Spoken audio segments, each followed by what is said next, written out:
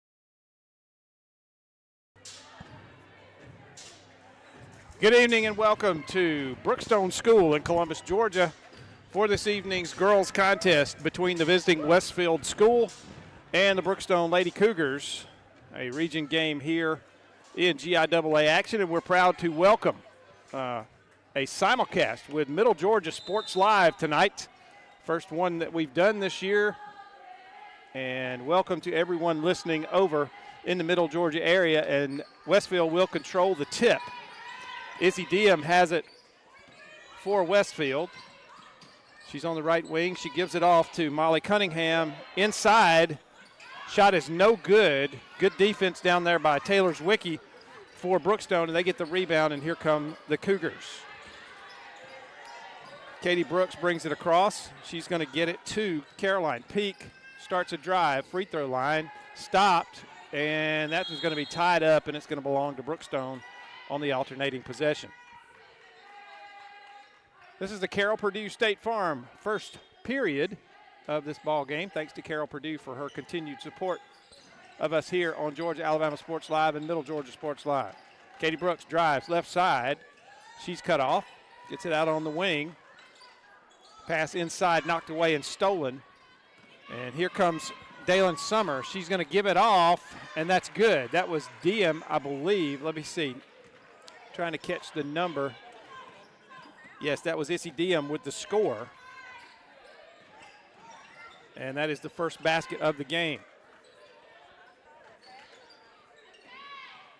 Katie Brooks drives, had it knocked away and stolen. That steal was by Molly Gunningham, and she's going to go all the way to the other end, lay it up, no good, but she's fouled. I believe that foul is going to be on Sally Beck of Brookstone.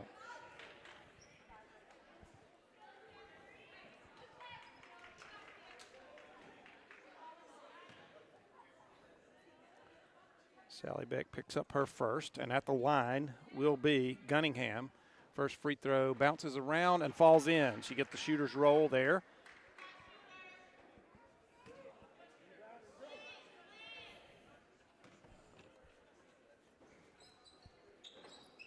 Second one is no good. Rebound is Wiki.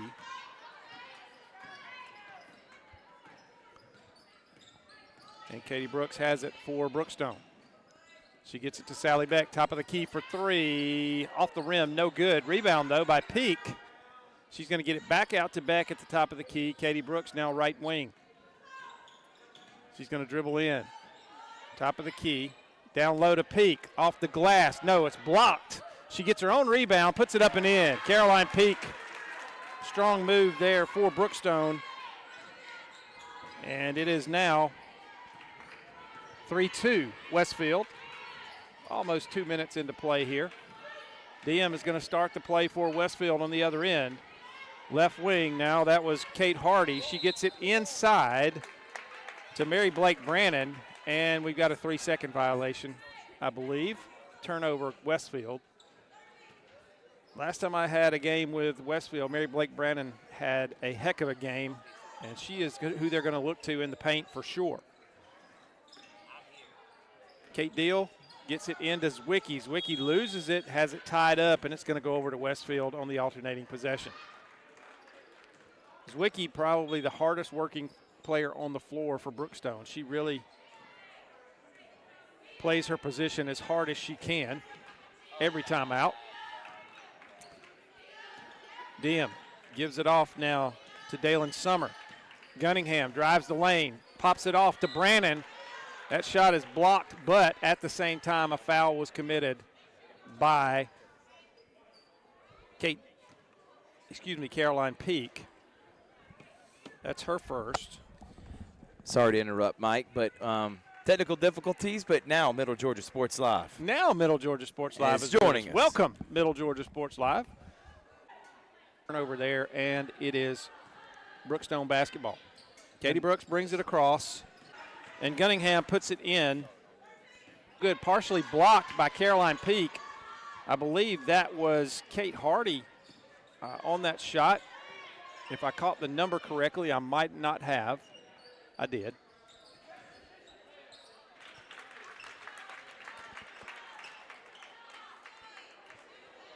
And coming in for Brookstone is Julianne Pyle. And Pyle, just a very talented point guard. She can do a little bit of everything for this offense, so she'll be a spark immediately, I bet. Second free throw's good. You're right. Switch up on the defensive end for Westfield. 8-2. Demers, shot blocked.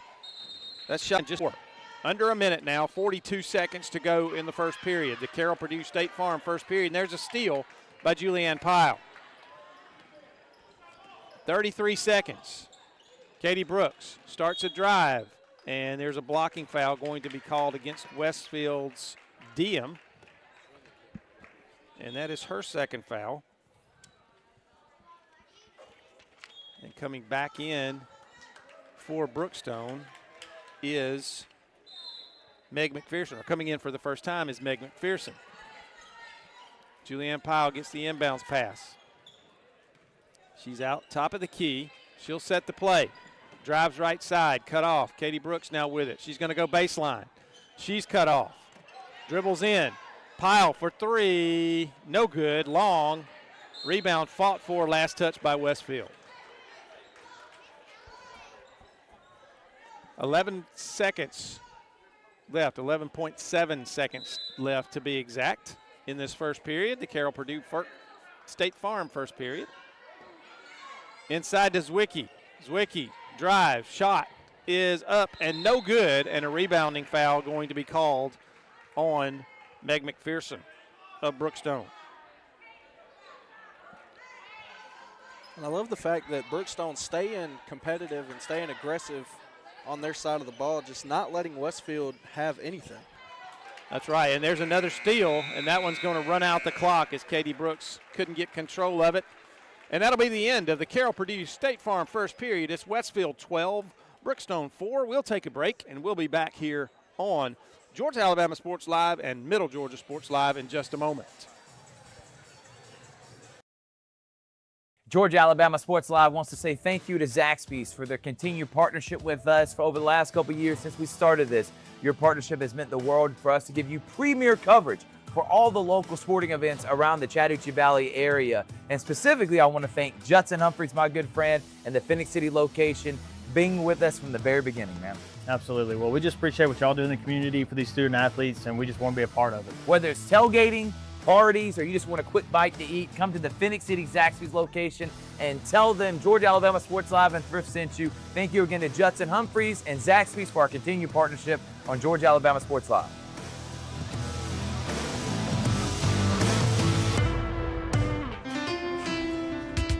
At Planet Fitness, there's strength in numbers. The number of different workouts to do. 1, 2, 3. Woo! Different clubs to do it in. Friends to do it with. Looking good, everybody. Here we are. And the number of ways to recover from it all. You got this. Come on. And it all adds up to one membership. The Planet Fitness Black Card. Access any location, bring a friend anytime, and recover in the Black Card Spa. One more, everybody. Back here at Brookstone, beginning of the second quarter, Westfield starts with possession. They lead 12-4, and that shot by Skarisbrick is blocked, and Taylor Zwicky is going to come away with the rebound. Good defense again by Brookstone as we're underway here in the second period. Katie Brooks over to Sally Beck, inside to Zwicky on the low block. She's going to have it knocked away, gets it back. Gets it to Brooks. Brooks is going to drive free throw line, gives it to Zwicky, knocked away. Now it's loose on the floor and tied up. It'll belong to Brookstone. 12-4, Westfield with the lead. Sally Beck will inbound again for the Cougars.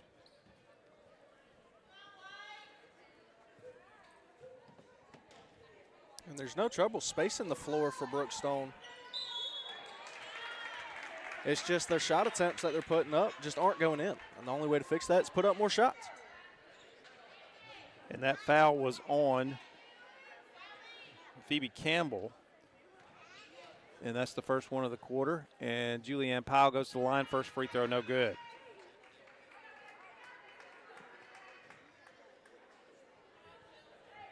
Brookstone trails 12-4. 7:24 to go in the second period. Powell back at the line. Second free throw is long, no good. Rebound knocked away, but Westfield is going to control it. Meg McPherson used her height right there and got a hand on it, and Katie Brooks just narrowly missed a steal, and that one's going to be knocked away and stolen. Meg McPherson with the steal, and Pyle recovers for Brookstone, and she brings it across.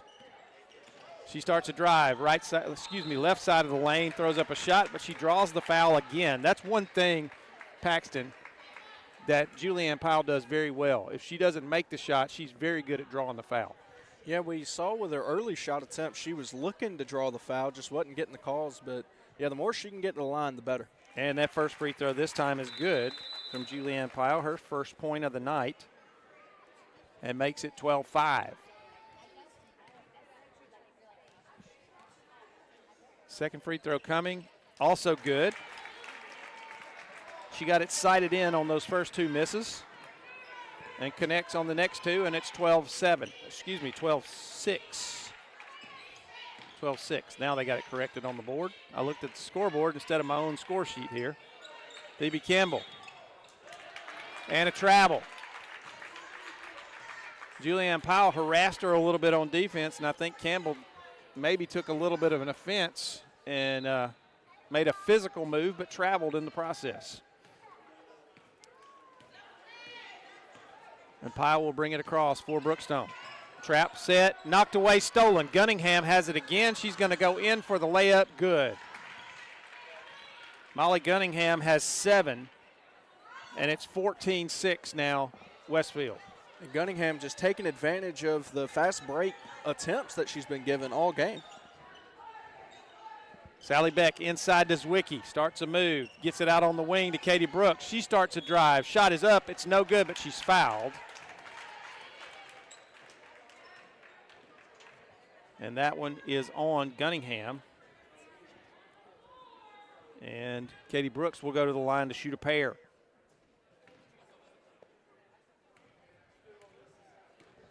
.609 to go in the second period. First free throw rolls around and comes out for Brooks. No good.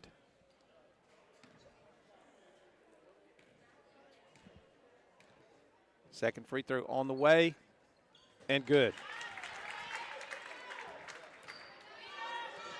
14-7. Phoebe Campbell, nice pass, down low block, and that shot is good. That's a really nice look. And she fed Kate Hardy for that bucket. And it is 16-7. And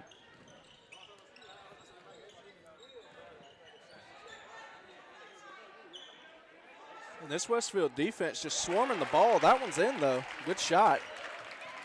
Yes, it was. And that's 16-9 now. Campbell. Now Brannon, free throw line, makes a nice pass down to the low block, but a foul's going to be committed, I believe. Let's see if this is on Zwicky or Brooks. It's on the floor, no shooting foul. That's going to be on Zwicky for Brookstone.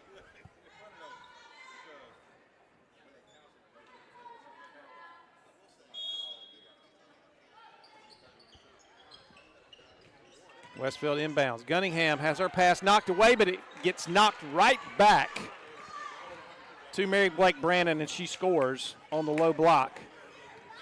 And it's 18-9.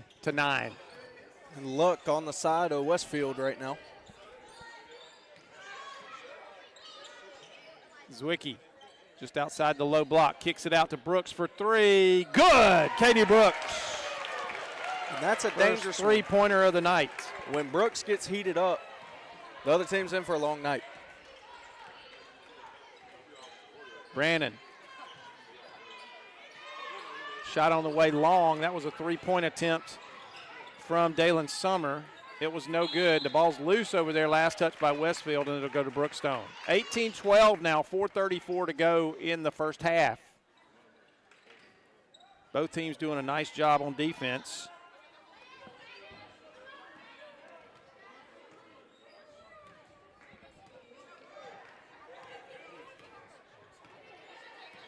Pyle brings it across for Brookstone. She's going to be patient. Gets it off now over there to Kate Deal. Deal gets it to Zwicky. Katie Brooks out top of the key. Gets it inside to Zwicky. She's triple teamed. Puts it on the floor, spins, shoots, scores. That's just a tough bucket there, Mike. Taylor Zwicky doing what Taylor Zwicky does.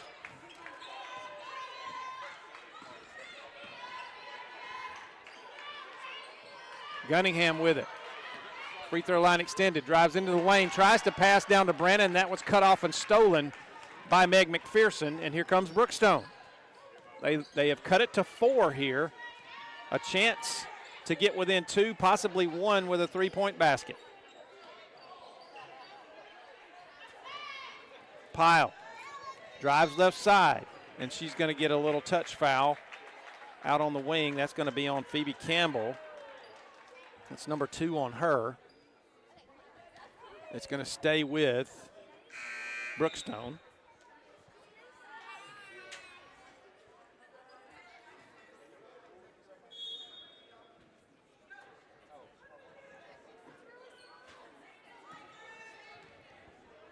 Pyle with it now.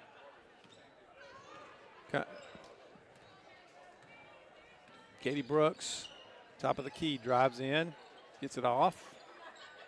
Inside, McPherson free throw line. Back to Pyle. Pyle's going to drive in the paint, throws up a shot, short, no good. Rebound Brannon for Westfield. Long pass down the court, and she's not able to run it down. Kate Hardy had a chance to grab that one. It just got too far in front of her, and then when she tried to save it, got her steps kind of mixed up and wasn't able to corral it, and a turnover. So here comes Brookstone.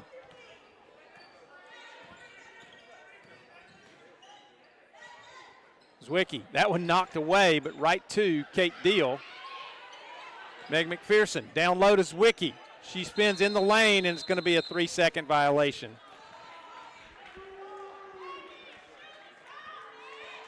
Brandon worked hard for that. It's too bad she was in the lane that long. Yeah, and Meg McPherson needs to just start putting up the shot. I mean, she's getting there, getting open. They're definitely laying off of her, too, and there's another turnover for Westfield.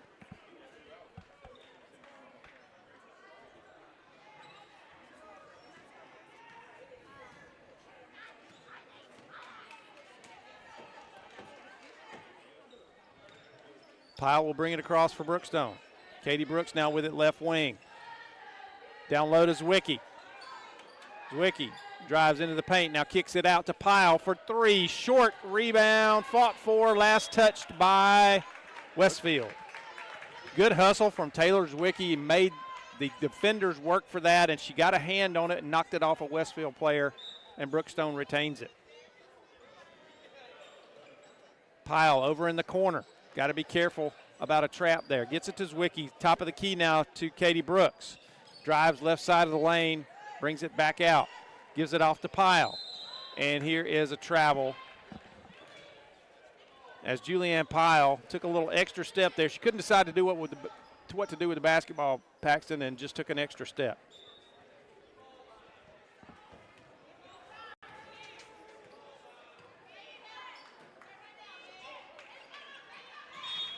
And here's a whistle and another turnover, a traveling violation on Westfield. 1:49 to go in this second period. Brookstone has fought back to a 4-point deficit here, looking to make it either 2 or 1 here on this possession. Pyle, left wing, dribbles around the top of the key now, leaves it off for Katie Brooks. Brooks is going to bring it out. She's going to start a drive. Shot is blocked by Brannon. Great block, and now here's a travel on the rebound as Gunningham got the rebound, and she was closely defended there and turned it over with the travel violation. Yeah, going back to that block, I'm really impressed with the way that Westfield's playing defense, especially with all these screen and rolls that Brookstone's running. It's really hard to switch. Pyle has it. Katie Brooks gets a pick. She's going to throw up a three. Off the glass, no good. Zwicky fighting for that rebound. And I believe, let's see, it's going to go, I believe that foul is going to be on Zwicky. That'll be her second foul. As she was battling for that rebound. I tell you, Paxton, you've seen Brookstone play a couple of times. Taylor Zwicky, I made a comment about it earlier in the game. She may be the hardest working player on the floor for either team. She really works hard on both ends of the floor. Absolutely she does. She's in every play, too. And Brannon scores right there against the defense of Kate Deal, and Deal commits the foul, so Brandon's going to have an opportunity for a three-point play. Didn't mean to cut you off there, Paxton, but that happened right in the middle of it. Stuff happens quick. Free throw's good, and it's 21-14 now. 1:05 to go. Pyle gets it back. She's going to drive down the right side of the lane, tied up briefly. Zwicky fights for it, and now there's a jump ball, and it's going to belong to Westfield. So a turnover for Brookstone on that possession. 21-14, we're under a minute, 56 seconds to go. Skarisbrick's going to bring it across for Westfield. Brannon has it, travel. She was way out high, not her normal positioning, and when she took off to try to make a play happen, took an extra step. I like to say it all the time, but sometimes your body does stuff just a step slower than your brain tells it to. Absolutely. Pyle, cross court to Brooks. Brooks over to McPherson. That one's knocked away by Gunningham. It'll stay with Brookstone. 30 seconds to go in the half. Brookstone trying to cut this deficit, but it's stolen by Gunningham, and she's going to get control of it. She's going to go in, and a good foul by Julianne Pyle. A good foul there to keep the easy layup from happening. And Pyle commits her first, and shooting 2 will be Gunningham. Gunningham, we've already called her name quite a bit tonight. She is having a pretty good first half. She is. First free throw, no good. She's got 7 points so far. Looking to make it 8 here on the back end of this 2-shot trip to the line. Free throw is up, and it is just a bit long, and there's a violation, so that one doesn't count anyway.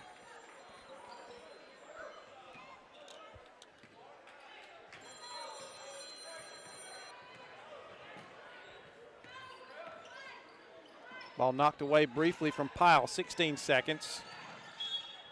And here's a foul. And that's going to be with the forearm there. Let's see who this. That's going to be on Phoebe Campbell, I believe. And if that's it, no, I'm sorry. That's on Kate Hardy. Yep, that's on Kate Hardy. I got the number wrong. In the bonus now. Yeah, Brookstone's in the bonus, and Pyle hits the first one. Pyle's got 3 now.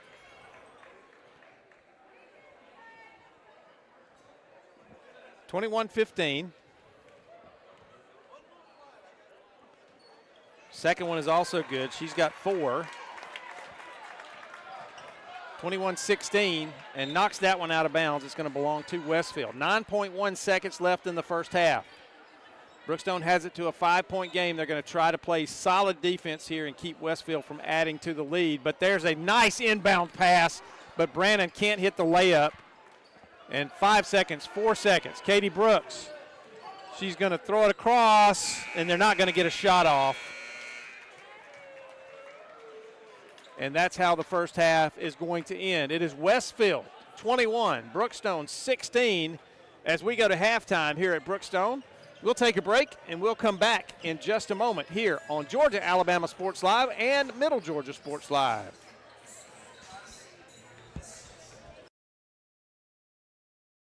At Glenn Smith Chevrolet, let's kick off 2026 with a bang. We will not be undersold. Powerful full-size Chevy Silverados up to $13,750 off. Rugged mid-size Chevy Colorados up to $9,000 off. Enjoy no payments until springtime. Get your lowest price guaranteed today. Smart people from all over the USA come to Glenn Smith Chevrolet. Get ready to smile. For the big, for the small, the short, and the tall. Peacemakers, risk takers. For the optimists, pessimists, exhibitionists. For long distance love. For the farsighted, nearsighted. For introverts and extroverts. For the thinkers and the doers. For old friends. Coca-Cola. For everyone. Imagine a life-changing injury. Imagine the fear and unknown. The Houston Clinic Sports Medicine Team, the only physicians in the area with advanced certification in orthopedic sports medicine, treats sports injuries with innovative techniques. The Houston Clinic has helped nearly 1 million athletes live without pain. Imagine getting back in the game. Imagine the best game of your life. The Houston Clinic Sports Medicine Team. Houlihan serves fresh, handcrafted dishes made just the way you like them. Juicy burgers, sizzling steaks, crisp salads, and shareable appetizers set the table for every appetite. Relax with friends, celebrate special moments, or enjoy a casual night out. Houlihan's delivers great food, great drinks, and great times, with 2 locations in Columbus, downtown at the Marriott Hotel and on Sidney Simons Boulevard at the Doubletree Hotel. At Glenn Smith Chevrolet, let's kick off 2026 with a bang. We will not be undersold. Powerful full-size Chevy Silverados up to $13,750 off. Rugged mid-size Chevy Colorados up to $9,000 off. Enjoy no payments until springtime. Get your lowest price guaranteed today. Smart people from all over the USA come to Glenn Smith Chevrolet. Get ready to smile.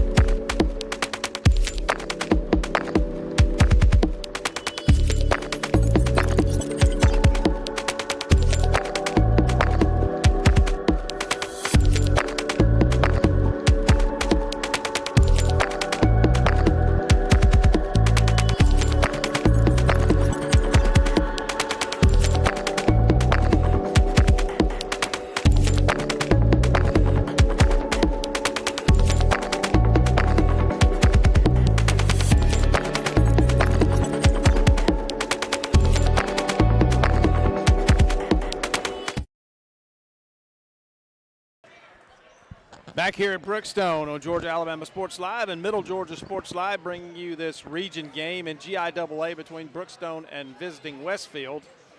And Paxton, it's a 21-16 game Westfield, and Westfield threatened to kind of run away with this thing, especially in the first quarter, and then Brookstone made some changes, got a little offense going in the second period, and they've got it down to 5 points before halftime.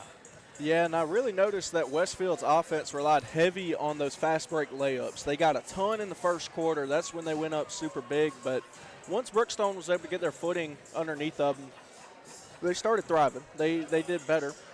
I've been really impressed with the defense Actually, both teams. On both ends. Yes. Yeah, absolutely. Both teams have played really good defense. You know, Katie Brooks hit a really big three-pointer for Brookstone. That gave them a little spark and got them back in the game when they were down a little bit big. And they played much better in that second period than they did at the first. Let's talk about scoring a little bit for Westfield. Molly Gunningham leads with 7, and she's followed closely by Mary Blake Brandon with 6. No one else with more than 2. For Brookstone, you have 4 points each from Julianne Pyle, Katie Brooks, and Taylor Zwicky. And they lead the way for the Cougars. And one thing, Paxton, that Brookstone's going to have to do in this second half, they're going to have to find more offense and start hitting some shots. Yeah, and it's not like the shots weren't coming to them. They had plenty of opportunities. They just got to start seeing them fall through the bottom of the net.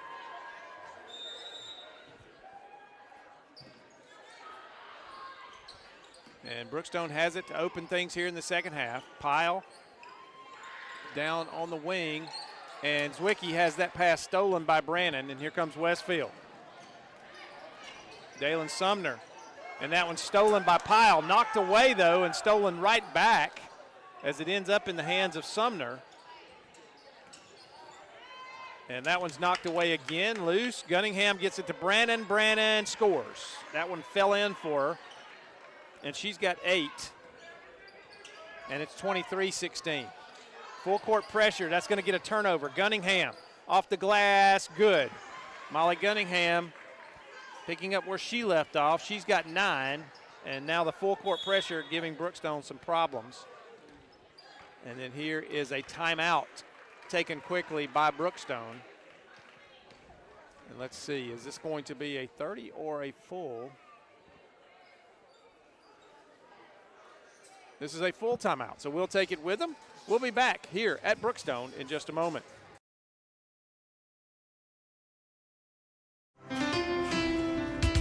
At Planet Fitness, there's strength in numbers.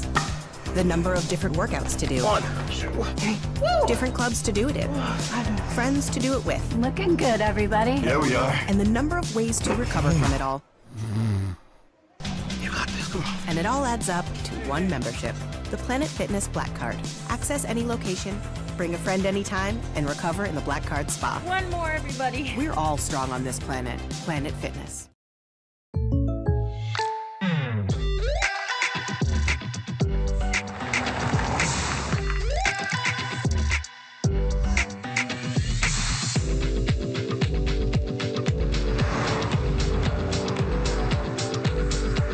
For your surprisingly great rates, contact your local State Farm agent today. If you want the real deal.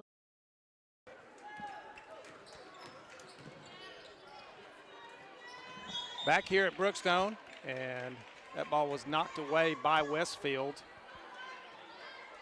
And it still belongs to Brookstone. Katie Brooks now with it right wing. Great pass down low. And Caroline Peak should have taken that layup, and she tried to make an extra pass, being a little unselfish there, and ends up in a turnover. She was really wide open for a shot there. And we've seen that a couple times from Brookstone, have wide open shots that they just pass up trying to make the extra pass. Brannon kicks that one in the lane. That's Sumner off the glass, too hard, no good. Rebound, Caroline Peak. And Katie Brooks has it now for Brookstone. Julianne Pyle, left wing. Starts a drive, free throw line, throws up the shot. Oh, it's no good. She almost pulled it off there. Just barely rolled off. Foul on Westfield, and Pyle will go to the line. That's on Izzy Diem, and that's her third. Quickly here in this third quarter.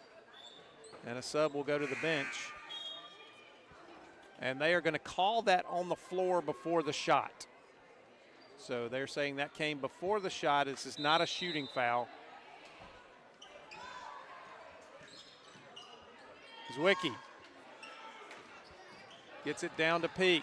Peak is going to be hacked by Brannon. That one's definitely going to the line. Yes, definitely. That's the second foul on Brannon. And Caroline Peak has her first opportunity at the line here in the ball game. First one is up, and it is good. 25-17. Second one is up. Long, no good, and that was a violation, so that one won't count.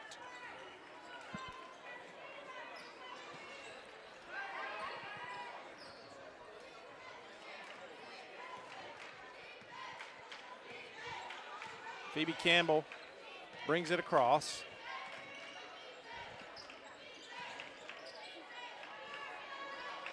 Campbell starts a drive, and here's a whistle, and they're going to call a travel. There's a little bit of a late call on the travel. She was already off and running before the whistle blew. And full court pressure again from Westfield. Brookstone's going to get it across this time, though. Pyle off the glass, too hard. Rebound in there, though. Zwicky got her hands on the rebound, and she's fouled. But that's going to be a foul on Zwicky. They say she pushed off to get position. But, Mike, once again, Zwicky down there in the play. She's always down in the middle of it. And now she's got 3 fouls, Paxton. She's going to have to be careful. It's early in the third quarter. That one knocked away by Pyle. It's on the floor and knocked away again, loose on the floor still. Gunningham finally recovers, and a pass. It's going to be, I guess nobody touched it. Brannon tried to throw it to somebody she thought was cutting to the basket, and Brookstone looked to cut it off, but neither one of them touched it. It belongs to Brookstone. And that's stolen. And that's up and in by Phoebe Campbell. She's got 4.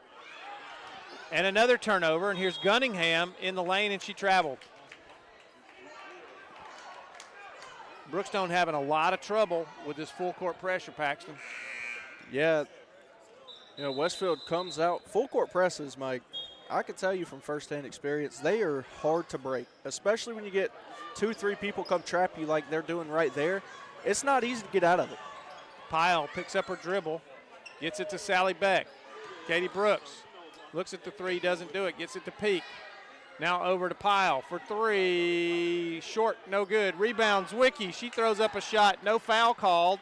Saved in, though, by Peak to take Katie Brooks. Her shot up and good!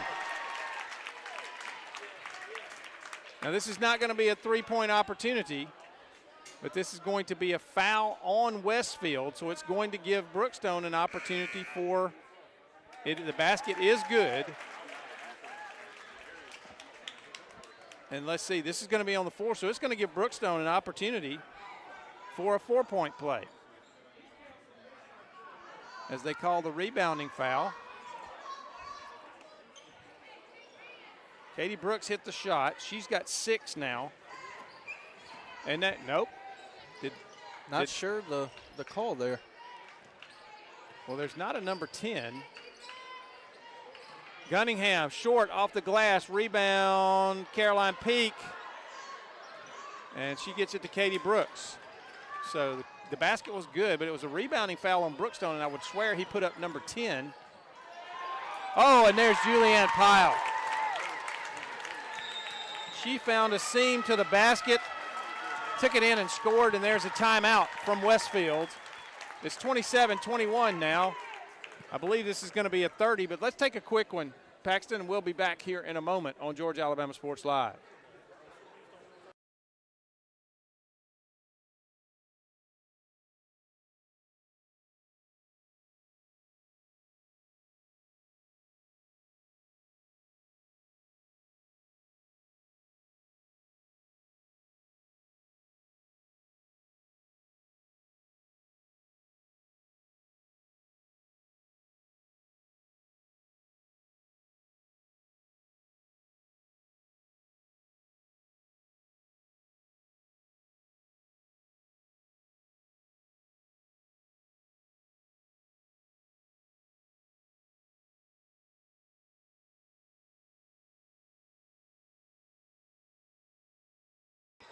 Back.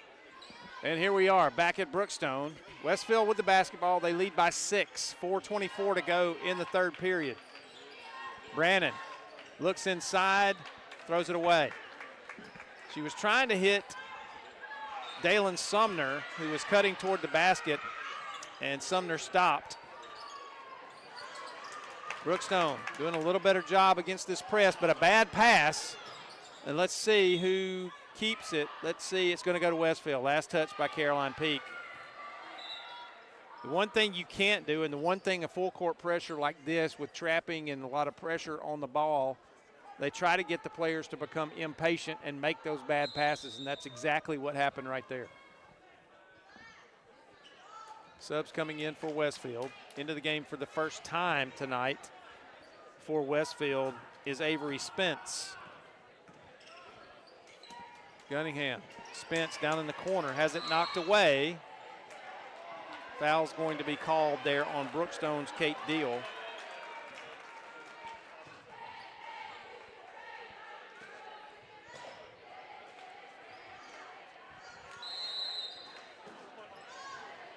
Gunningham with it now. Left side, she's going to dribble to the top of the key. Gives it off. Phoebe Campbell, no good. Rebound, Katie Brooks. She's got Pyle out in front of everybody. Pyle goes in, and she scores! Julianne Pyle. What a setup. Got that one to go in. From Katie Brooks, what a pass. Great play. 27-21. Excuse me, 27-23. That's blocked by Zwicky.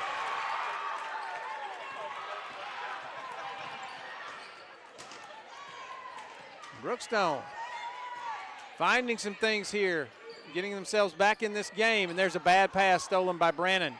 Zwicky's got 3 fouls. She's got to be careful. She tried to knock that away from Brannon. And here is a foul on Pyle. Pyle with 2 now. And Mike, this really has been a game of runs. I mean, Westfield takes a little bit of a lead. Brookstone goes on a little run, chips away, and then, I mean, it's really been back and forth. Just Brookstone has not been able to take the lead yet. Spinning move by Gunningham in the lane. Shot is no good, but she traveled.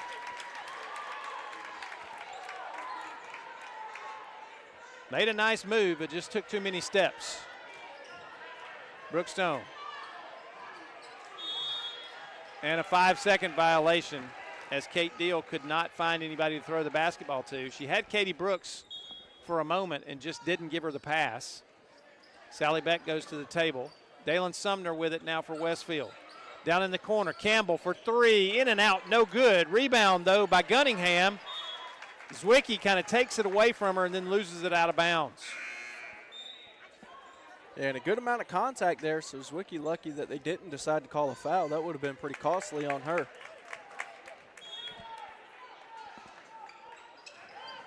Inbounds play to Brannon, she scores. She got herself in good position. She's got 10 now, and it's 29-23. Pyle, off the glass, good! And she's fouled. And Mike, we said when she checked in the game in the first quarter that she was going to provide a spark on offense, and she has done just that in the last 2 minutes. Both of those layups, I'm not sure how she got those to go in, but she got them to go in. And it's 29-25, a chance here to cut it to 3. And they're adjusting something. I think they've got it now. And Pyle with a chance to complete the three-point play. It's up, it is long, no good. Rebound, Brookstone. Peak off the glass, no good. Rebound the other side, Sally Beck, good.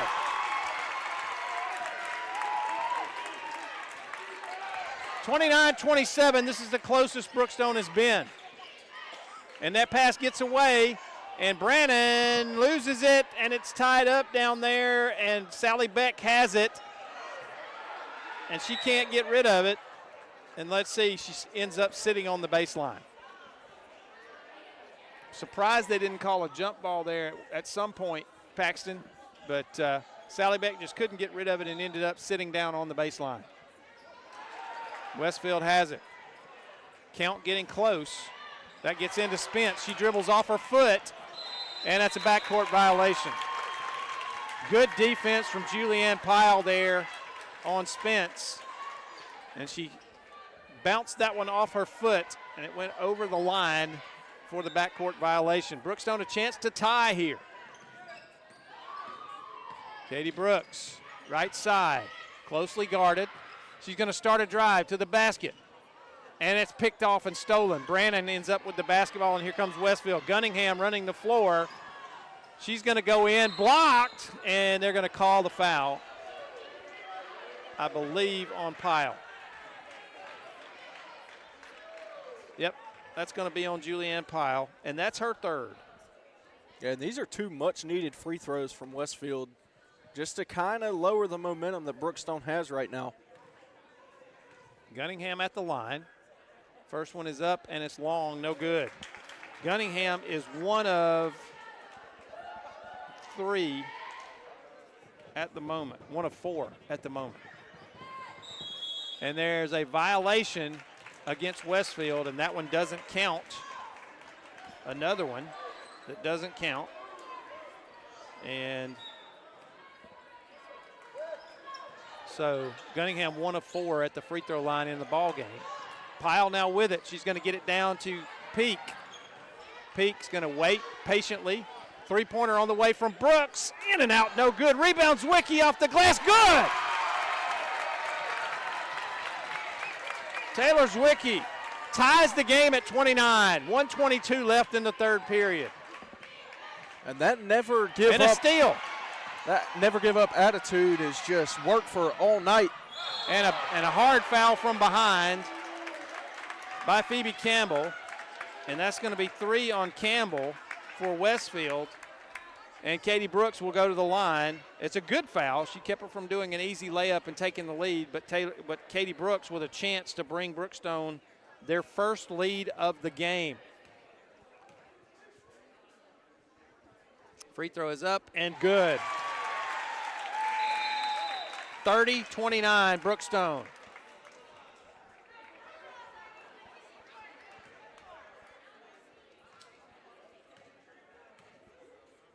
Second one on the way. Short. Zwicky's going to get the rebound, though. She gives it off to Brooks. Brooks drives baseline, kicks it back to Zwicky. Good! Taylor Zwicky, 32-29.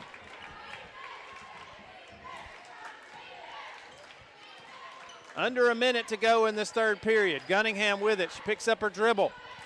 Over in the corner, and that is Sumner. She's going to go in for the shot and get fouled. I believe that's on Sally Beck. Let's see.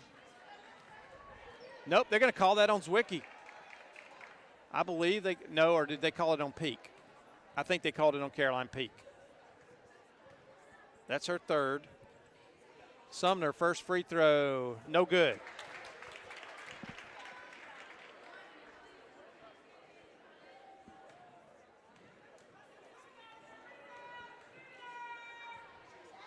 Second free throw on the way. Also long, no good. Rebound. Pyle is going to control it for Brookstone. A chance to extend. Pyle can't get that one to go, but Zwicky's there for the rebound. Then Sally Beck gets that rebound. Then Zwicky gets another one and tied up by Brannon, and it's going to belong to Westfield.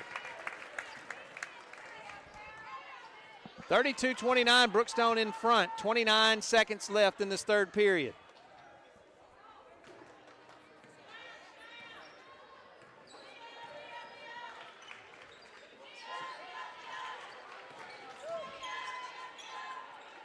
And there's Brannon scoring on the other end. A good feed from Gunningham. And the full court pressure. And knocked away by Gunningham. It's 32-31 Brookstone. 10 seconds left in this third period. We got a good one here. Pyle, 7 seconds. 5 seconds. Kicks it out. Sally Beck for 3. Good! No, it's a 2. They're going to say that's a 2. She was on the line. But Sally Beck extends the lead back to 3 for Brookstone. 34-31, the end of the third period. We'll be back here in a moment on Georgia Alabama Sports Live and Middle Georgia Sports Live.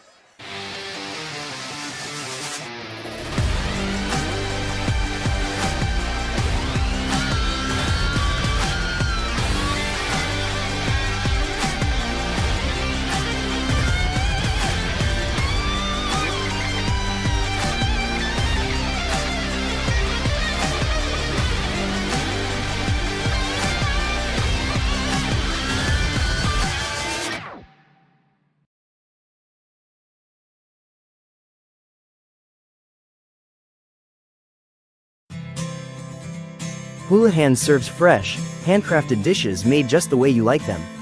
Juicy burgers, sizzling steaks, crisp salads, and shareable appetizers set the table for every appetite. Relax with friends, celebrate special moments, or enjoy a casual night out.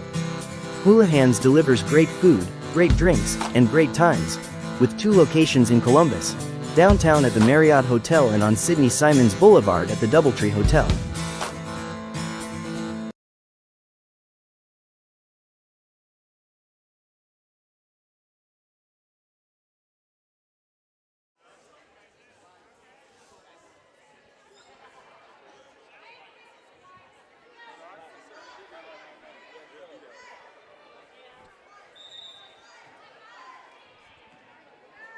And we're back here at Brookstone, start of the fourth period. Brookstone leads at 34-31, and they have the basketball to begin the fourth quarter.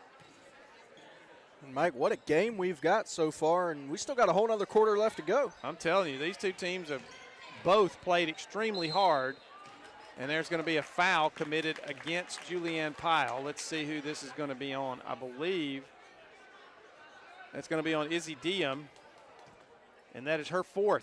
So very quickly in the third and very quickly in the fourth, Izzy Diem picks up a foul, and she's going to go the rest of the way with 4. That pass is picked off. Sumner picks it off. She goes in, can't score, too hard. Good defense from Katie Brooks and not fouling her. Now the ball's knocked away and stolen from behind from Pyle, and then it's knocked out of bounds over there by Katie Brooks. Wow. A lot just happened in about 10 seconds. That's basketball. Oh, these two teams are playing hard. I love it. Sumner inbounds. That's Skarisbrick with it for Westfield. Gunningham now is going to start a drive into the paint. Wraps it around to Brannon. Great pass. And a score for Brannon. She's got 14, I think. That's right. Yes, she's got 14. Pyle for 3, long, rebound, fought for by Sally Beck, and Brookstone's going to run it down. Sally Beck did a great job of keeping that one alive. Now Katie Brooks, shot blocked by Brannon. Great defense again from Brannon. Here comes Westfield, 2-on-1. Pass inside to Skarisbrick, good. Savannah Skarisbrick, her first basket of the game, and whistles, and a timeout called for Brookstone. This is a 30-second timeout. We'll just keep it here. Paxton, I'm going to have to get oxygen after this game. Yeah, I mean, this is as back and forth as it's going to get. This is some exciting action, and what a game for this Brookstone team. You know, on senior night, this is huge for them. I mean, to break double digits for their record, they are 9-8 right now. Came in probably with an underdog mentality. Yeah. But they have really been performing well.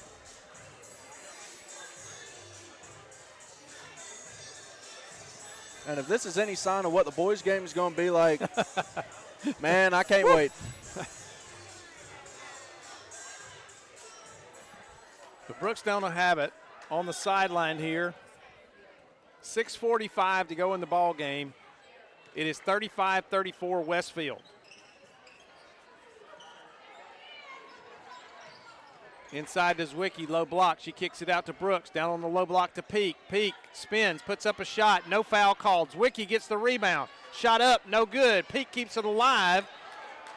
And Pyle gets that ball, and she's going to be fouled, I believe, there by Kate Hardy. Excuse me. Yeah, by Kate Hardy. And it'll belong to Brookstone. Sally Beck will inbound. Pyle on the wing for three. Good! Julianne Pyle drains a three-pointer. And it's 37-35 now, and there's a whistle and a foul. And I believe that's on Zwicky, and that's number 4.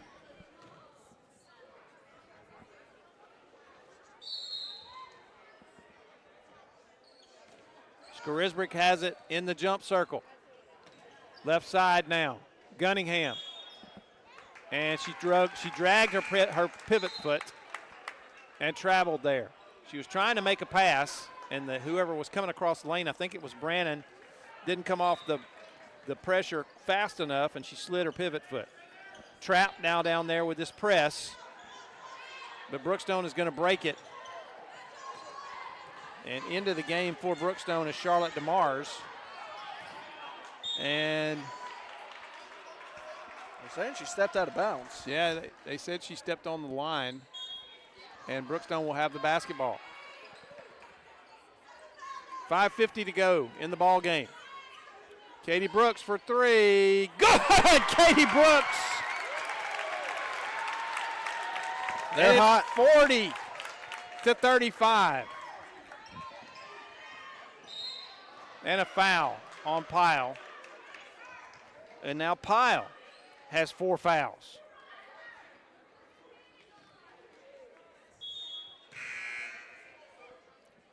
And she's going to have to sit for a little bit.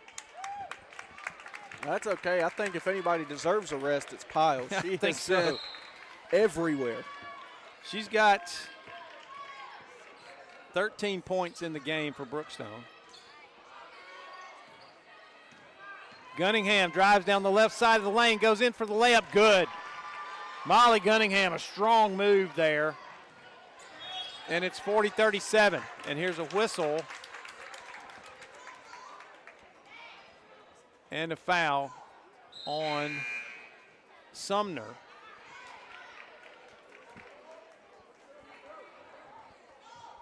Westfield has to be careful because I'm sure they got to be getting up there towards the bonus. Let's see. Katie Brooks brings it across. Meg McPherson's in the game. Kate Deal's in the game. Pass across. McPherson ends up with it. Her shot partially blocked, and it's last touch by Westfield.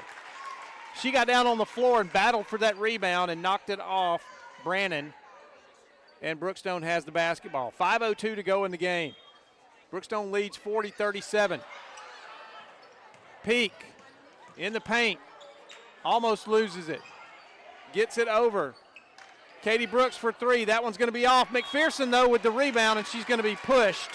A great offensive rebound by Meg McPherson and a presence of mind, Paxton, to get a shot up right there. Yeah, and it's always so important for your bigs out there to be able to follow the shot. Every shot that goes up, you want your bigs to be crashing the boards to get that offensive board. Great job from McPherson. Now let's see if she can capitalize. I think that foul was on Kate Hardy, and McPherson's going to go to the line here to shoot a pair. First one is up and long, no good.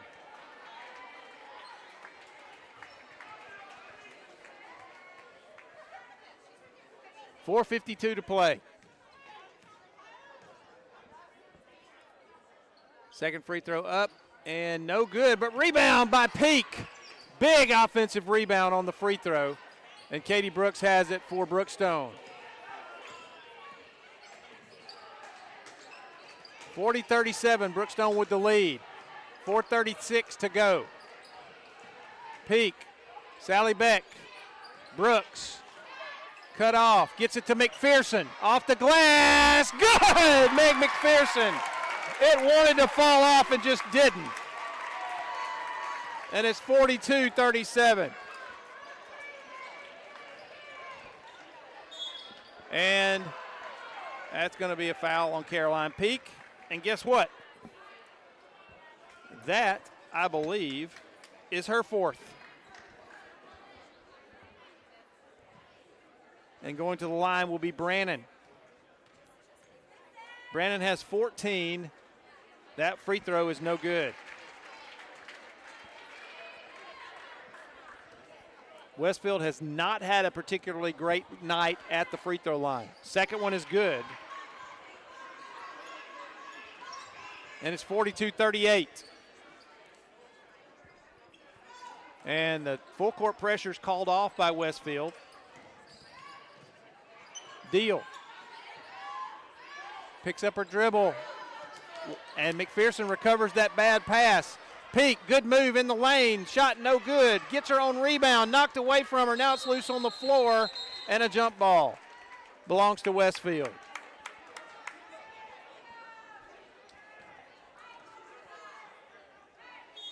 Meg McPherson using her length there to get a hand on the basketball.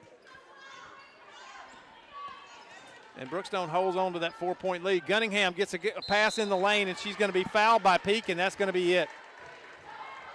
She came down with the hand and with the body, and that's going to be, if I'm not wrong, that's number 5. That is number 5 on Caroline Peak.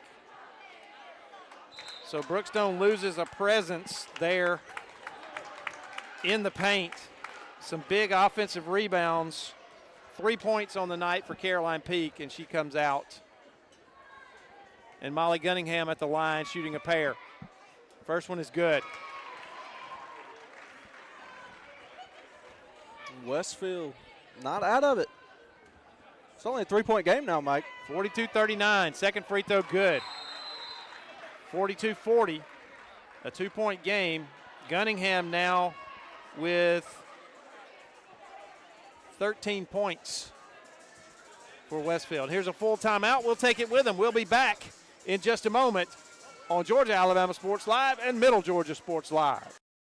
Georgia Alabama Sports Live wants to say thank you to Zaxby's for their continued partnership with us for over the last couple years since we started this. Your partnership has meant the world for us to give you premier coverage for all the local sporting events around the Chattahoochee Valley area. And specifically, I want to thank Judson Humphreys, my good friend, and the Phoenix City location, being with us from the very beginning, man. Absolutely. Well, we just appreciate what y'all do in the community for these student athletes, and we just want to be a part of it. Whether it's tailgating, parties, or you just want a quick bite to eat, come to the Phoenix City Zaxby's location and tell them Georgia Alabama Sports Live and Thrift sent you. Thank you again to Judson Humphreys and Zaxby's for our continued partnership on Georgia Alabama Sports Live.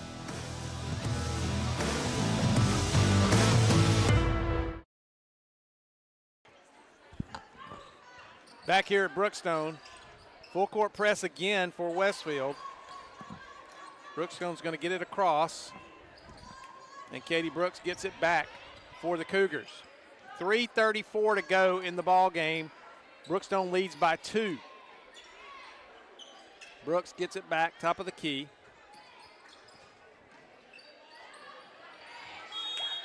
And that ball, there's a whistle, and there's a jump ball that's going to belong to Brookstone as they tied it up over there.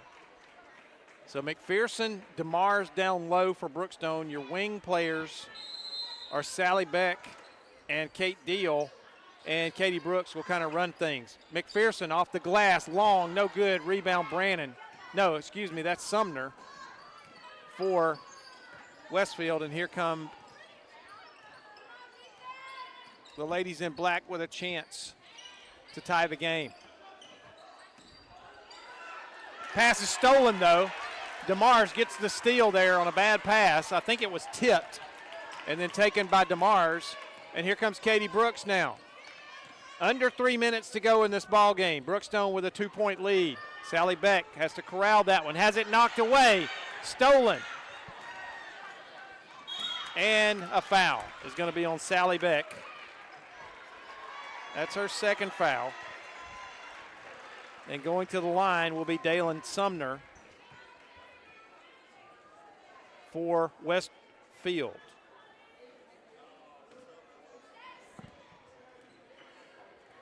Sumner has 2 points. She is 2 for 4 at the free throw line. First one is good. Make that 3 for 5.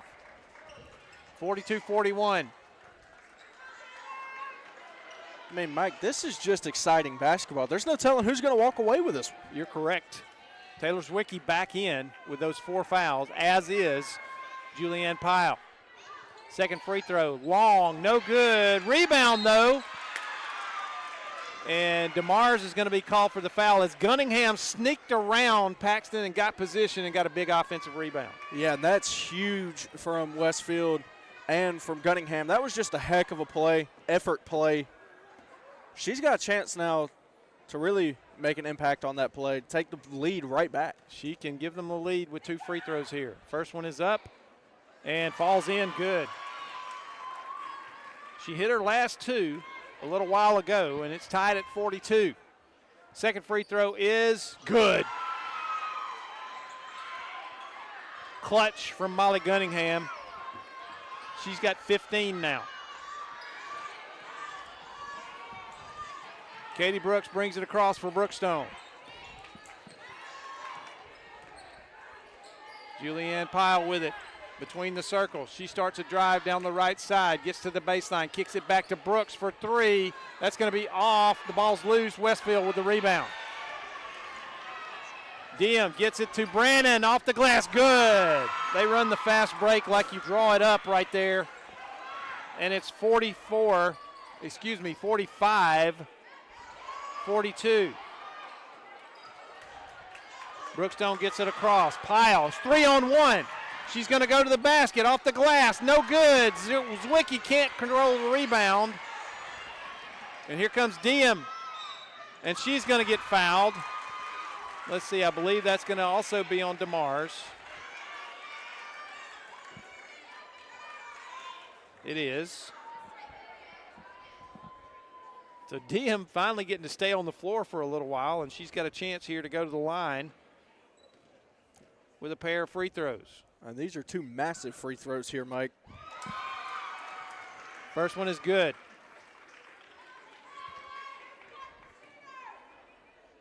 (46-42). Second one is good. Diem, 2 clutch free throws there, and she extends the lead to 5 for Westfield. And there's a timeout.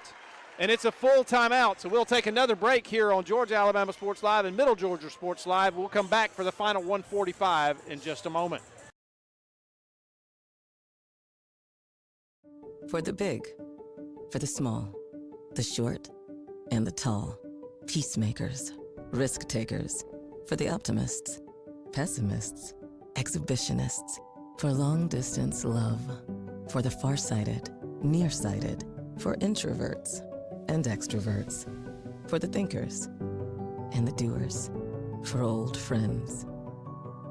Coca-Cola, for everyone. At Glenn Smith Chevrolet, let's kick off 2026 with a bang! We will not be undersold. Chevy Traverse with 3-row seating up to $7,250 off. The impressive Chevy Equinox up to $5,500 off. Enjoy no payments until springtime. Get your lowest price guaranteed today. Smart people from all over the USA come to Glenn Smith Chevrolet. Get ready to smile. Back here at Brookstone, 1:45 to go in the game. Brookstone with the basketball. They trail by 5. Westfield is 8 for 10. And there's a travel by Katie Brooks and a turnover, a crucial turnover right there. As I was saying, Westfield has gone 8 for 10 at the free throw line in the 4th quarter. Yeah, Mike, we were discussing that. That'll do it for any team. I mean, free throws are just so important when it comes to basketball, especially late in the game. Diem with it. She's been in foul trouble all night, finally getting a chance to play. She hit 2 of those big free throws.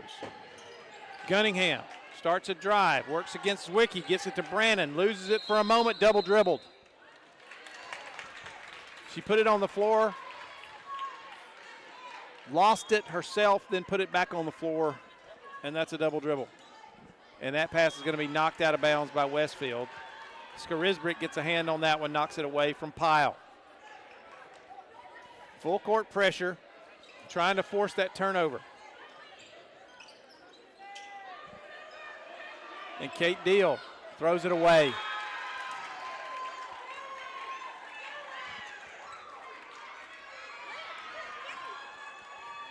And these are mistakes that just can't happen this late in the game, Mike.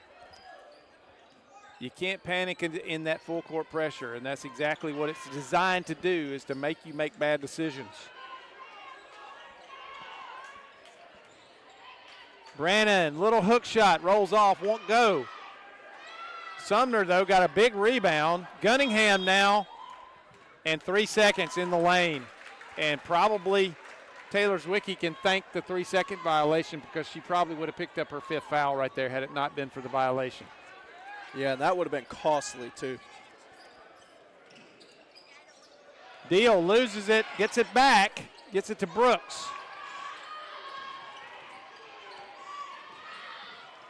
Pyle, left wing, starts a drive, free throw line, throws up a jumper.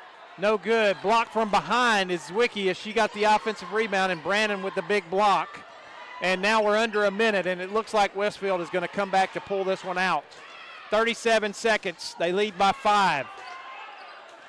They can hold it out for about 10 more seconds.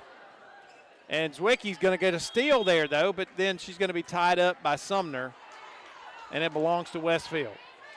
Nope, they're going to call a foul. I believe that is going to be called on Gunningham. And it's going to put Brookstone at the line on the other end as they're in the bonus. Both teams are in the bonus now. So they'll be shooting from here on out. And Zwicky's going to go to the line. And interestingly, Zwicky's got 8 points, and this is her first 2 free throw attempts of the night. And she plays her whole game in the paint. Wow.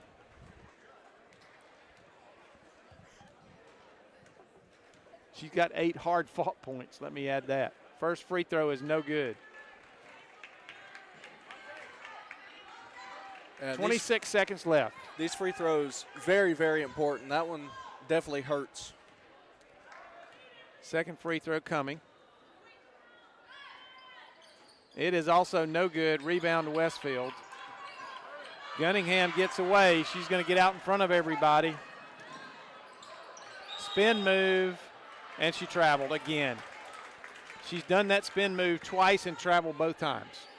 It's a nice move. She's got to learn how to number the steps.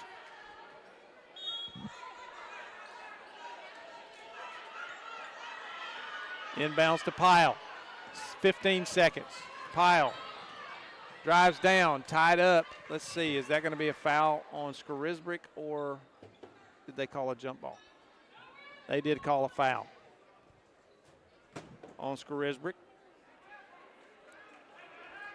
And Julianne Pyle at the line. 47-42, 11.7 seconds. Free throw is no good.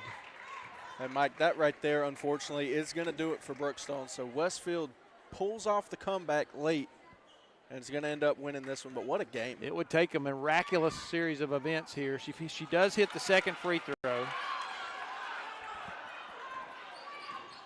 47-43, 8 seconds left, and a foul on Brookstone. Let's see. I didn't see who that was on. Katie Brooks, maybe?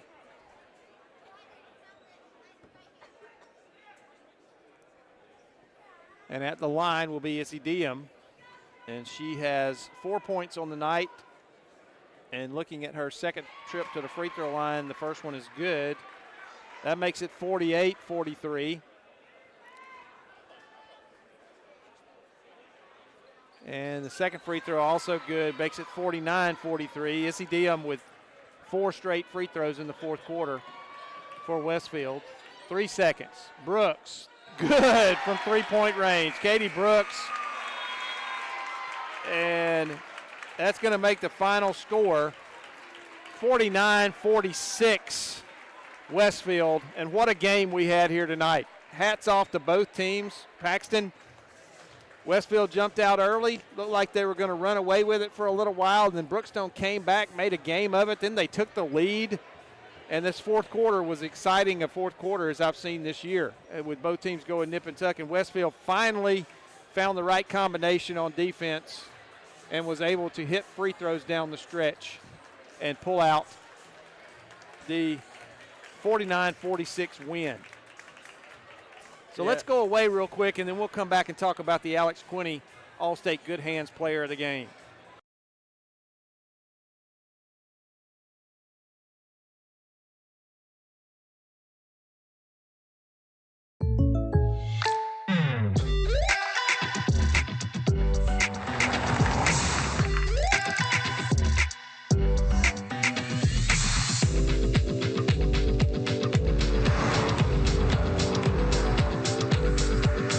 Your surprisingly great rates? Contact your local State Farm agent today.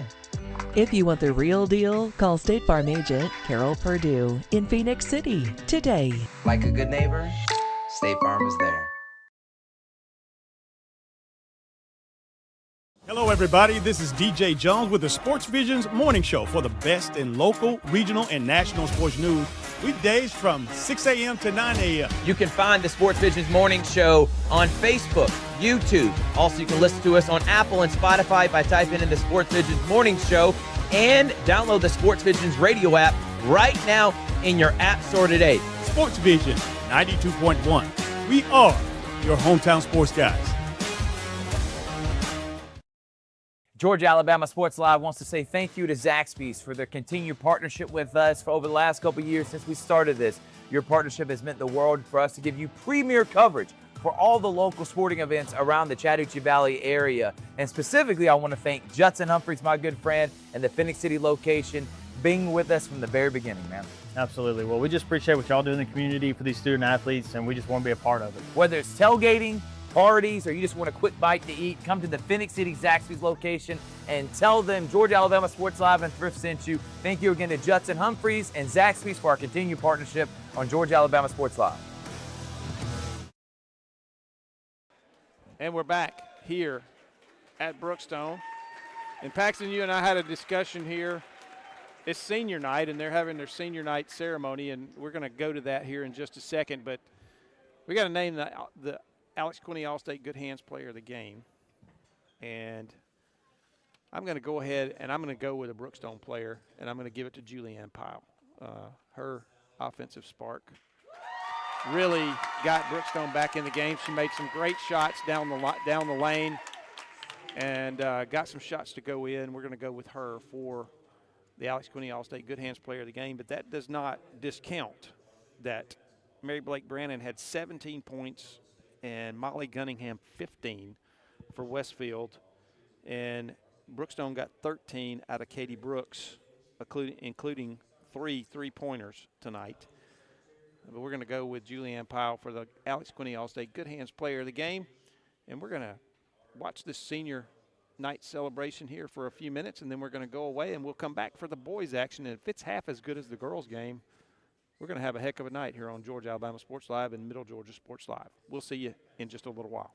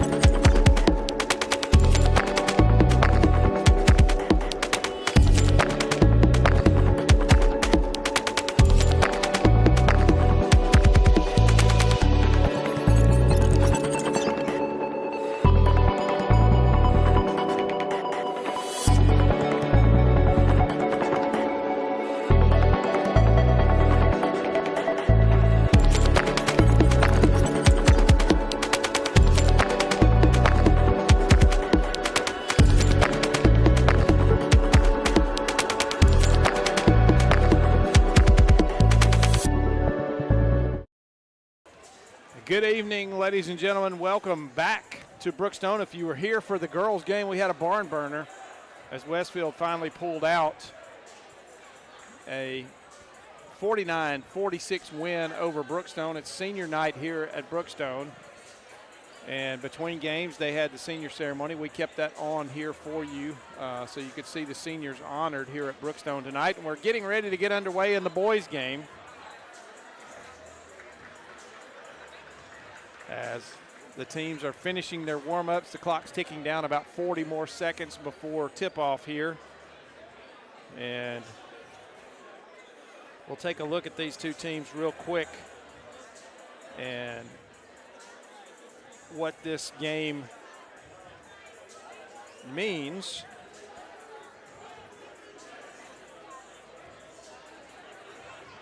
As Westfield comes in 11-8 overall, Brookstone 9-12 on the season. This is a region game, and if you look at the standings, Brookstone stands in fourth at 1-4 overall, and Westfield is in third at 2-2 in the region.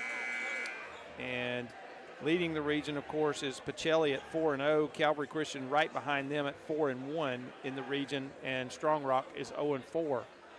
So this is the number 3 and number 4 seed in the region here. Paxton Holloway joins me tonight. I'm Mike Peacock. We're bringing this to you live on Georgia Alabama Sports Live, but we're also very happy to be joined by Middle Georgia Sports Live tonight as we are simulcasting one of the newest members of our family, Middle Georgia Sports Live. Going to start bringing you a lot of action on that platform as we go through this, and we're proud and honored to partner with them as we go the rest of this school year. And a lot of games to come. As most of you know, when February gets here, it is busy, busy, busy. And then if you're not really ready for it, it's still going to be busy because there's basketball, there's softball, at least on the Alabama side over here. I don't know how many teams play spring softball in Georgia, but on the Alabama side over here for us, we've got spring softball, and you've got soccer, and you've got several other sports that go on. Lacrosse, you've got some tennis, you've got golf. And we try to bring as many sports to the table as we can to give as many players exposure as possible. And all of the Brookstone seniors took a little lap. And the early lead. Yep. And Steely Helton has it. And Savon Kelly, he's going to drive to the basket. Nice move, lays it up and in. Savon Kelly with the first bucket of the game for Brookstone. And it's outside the free throw line. He goes up. Lawson Mansfield with the bucket on a nice feed from Savon Kelly. Good give and go. Lawson Mansfield with the bucket on a nice feed from Savon Kelly. Good give and go, give and take there, sharing the basketball. Hulbert starts a drive. He's cut off. Kicks it back out top. That's Maddox Davies. He picks up the dribble. And the free throw's good by Mansfield. Mansfield has 5. And it's 9-7. Stolen. Wiley out ahead of everybody. He's going to go up, lay it off the glass. It's no good, but he's fouled. And that foul is going to be on Cannon Allen for sure. And up off the bench quickly is C.J. Watkins for Westfield.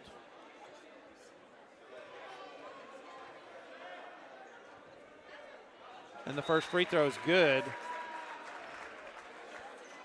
from Sam Wiley. 9-8, chance to tie it here if Wiley can sink this free throw.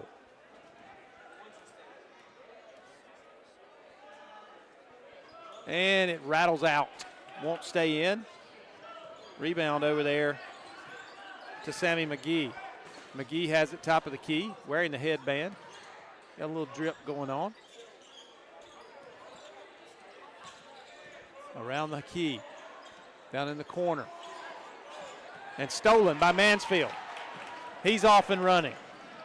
And he has it stripped away from him by Hudson Hodge. Good hustle by Hodge.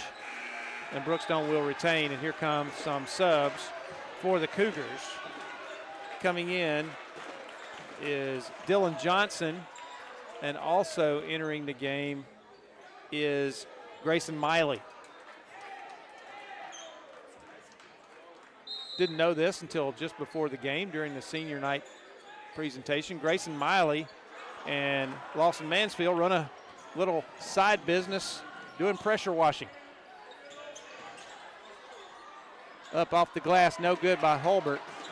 And a bad pass is going to be stolen at midcourt.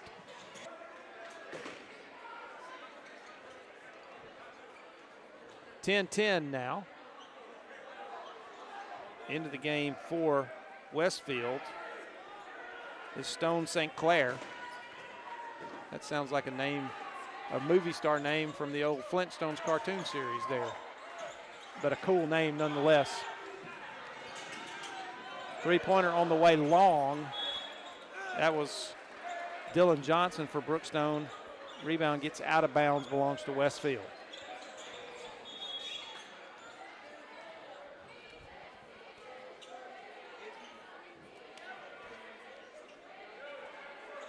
Referee makes Sammy McGee remove some kind of wrist jewelry. McGee has it. And bringing it across is Jack Doster. And here's a foul. I think that was on Jack Lane.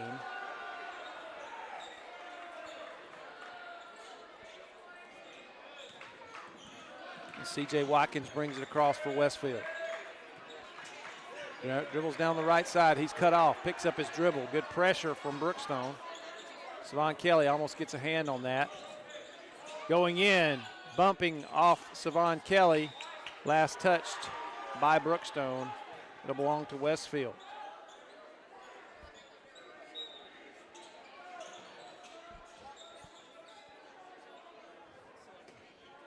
Inbounding will be Stone St. Clair. Into the corner and a travel.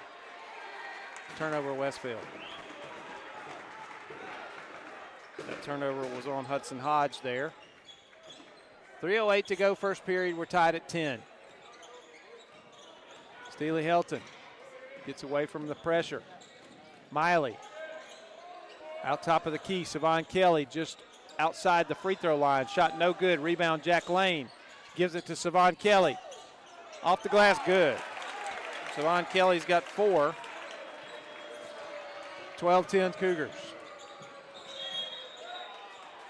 And this is going to be a foul. Nope.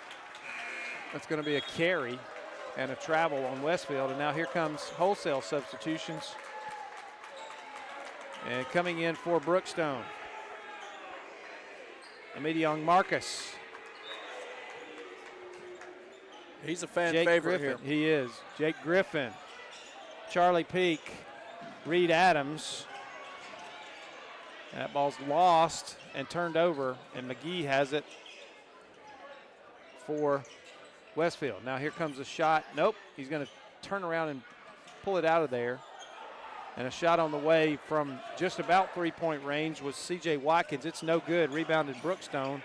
And now a steal by Westfield. And then there, blocked by Reed Adams from behind. What a block right there. Without committing a foul. And without committing a basket interference. Another block down there by Charlie Peak this time, and it's going to belong to Westfield as Peak was the last one to touch it. Great block by Reed Adams. And as you said, avoided the goaltend too. Caught it on its way up. Inbounds from Westfield. McGee on the wing. Over in the corner. Looks at the three, doesn't do it. And that's a bump on Charlie Peak there. And a foul that'll be on the floor. So Westfield will inbound on the baseline, and bringing it in will be Jack Doster. 12-10 Brookstone. Under 2 minutes to go in this Carroll Purdue State Farm first period. McGee with the shot, good. Sammy McGee with his first bucket, and we're tied at 12. Little short jumper from outside the low block. Marcus kicks that one, tries to kick it over to Jake Griffin, but it's knocked out of bounds by Westfield. Good hustle by the defense there. And it's 12 apiece.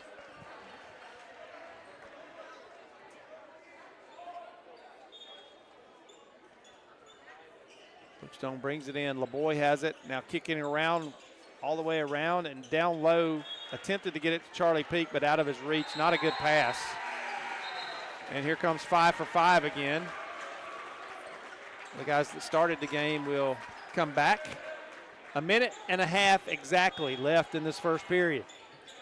And I'm liking what Brookstone's doing substitution-wise right now. You know, Westfield's a fast team, and so continually putting in these substitutions is really good, so everybody's fresh.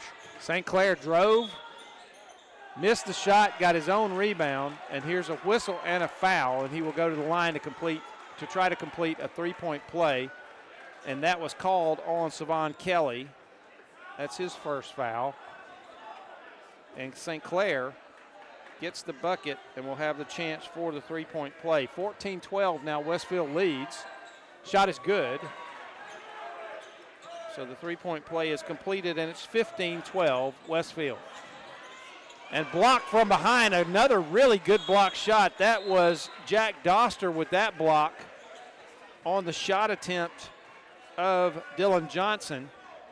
And then they tie up on the rebound, and it belongs to Westfield. Or excuse me, it belongs to Brookstone.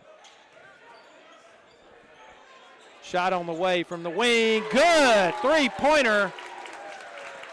That is Grayson Miley, he's got 5, and we're tied again. Under a minute now. McGee has it knocked away. Watson gets it back, drives, little runner, good. C.J. Watkins. That's a tough shot to hit there, Mike. That was a really tough shot. You're absolutely right, and a turnover for Brookstone. Bad pass from Savon Kelly. Yeah, he went into traffic, Paxton, and spun that thing in, and a really nice job by C.J. Watkins. And I apologize, I think I called him Watson a minute ago, but it's C.J. Watkins with the score. McGee, top of the key, picked up his dribble. Now he gives it up to Stone St. Clair. He's working against Steely Helton.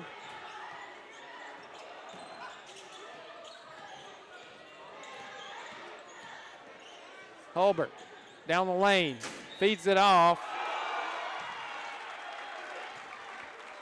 And that's going to be a foul as Jack Doster scores there, and he'll have the chance for a three-point play.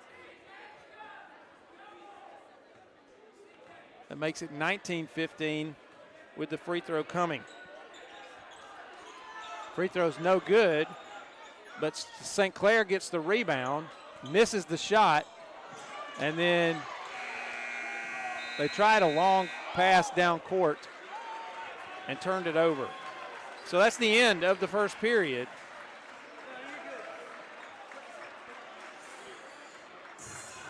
And we'll take a break with Westfield leading 19-15. We'll be back in a moment on Georgia Alabama Sports Live and Middle Georgia Sports Live. Hello, everybody. This is DJ Jones with the Sports Visions Morning Show for the best in local, regional, and national sports news.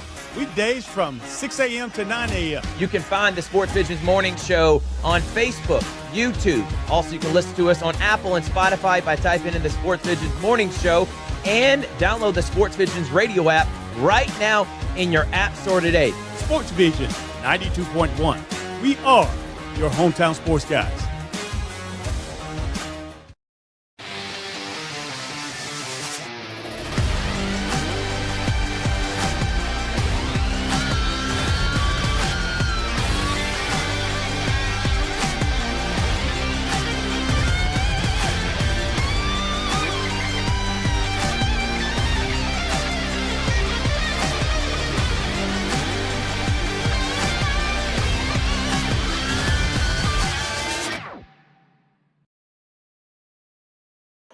Back here at Brookstone, Westfield with the basketball just underway in the second quarter. They lead at 19-15. Churcher Hulbert. Back to Churcher on the baseline. Kicks it out now. Back to Churcher on the baseline. Three-pointer on the way from the right wing. That's good. That's Hudson Hodge. His first field goal of the night. And it's 22-15. Reed Adams going to be fouled down there on the baseline. It's going to be on Maddox Davies. His first. Adams, low block, has it knocked away, but LeBoy recovers it for Brookstone. Three-pointer on the way, in and out, no good, but LeBoy grabs the loose ball rebound. And Brookstone resets.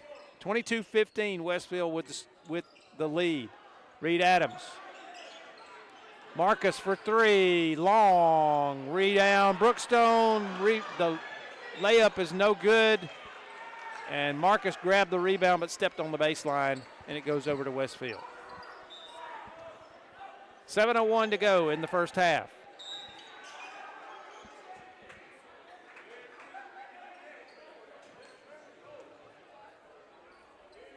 And that's a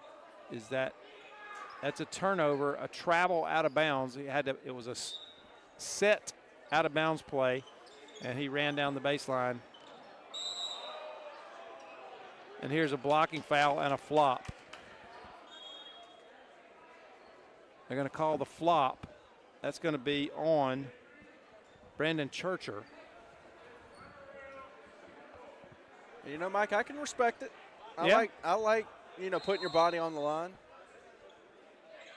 There was contact, but not that much. Peak has that one knocked away, but right to Marcus. Inside to Peak, to LeBoy. LeBoy spins, jumper, good. Fernando LeBoy. 22-17 now. And that one's thrown away. Turnover Westfield.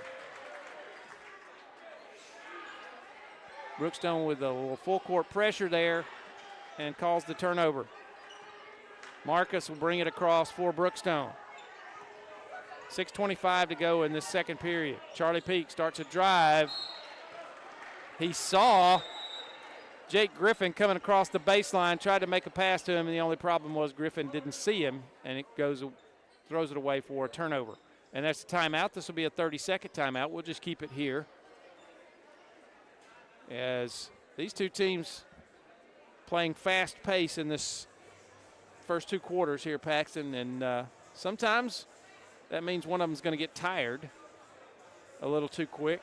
But Brookstone is using the right strategy, subbing group for group here early, and that might save some stamina down the road. I was about to say, I love this game plan that Brookstone came in here with these mass substitutions. You don't usually see that at the high school level, but it's really smart because, as you said, keeps people fresh, keeps people healthy, and makes them more available late in the game.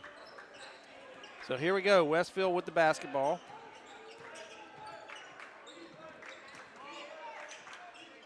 Approaching the 6-minute mark, and there's a bad pass knocked away and stolen, but that was another bad pass knocked away and almost stolen, but it's going to stay with Brookstone.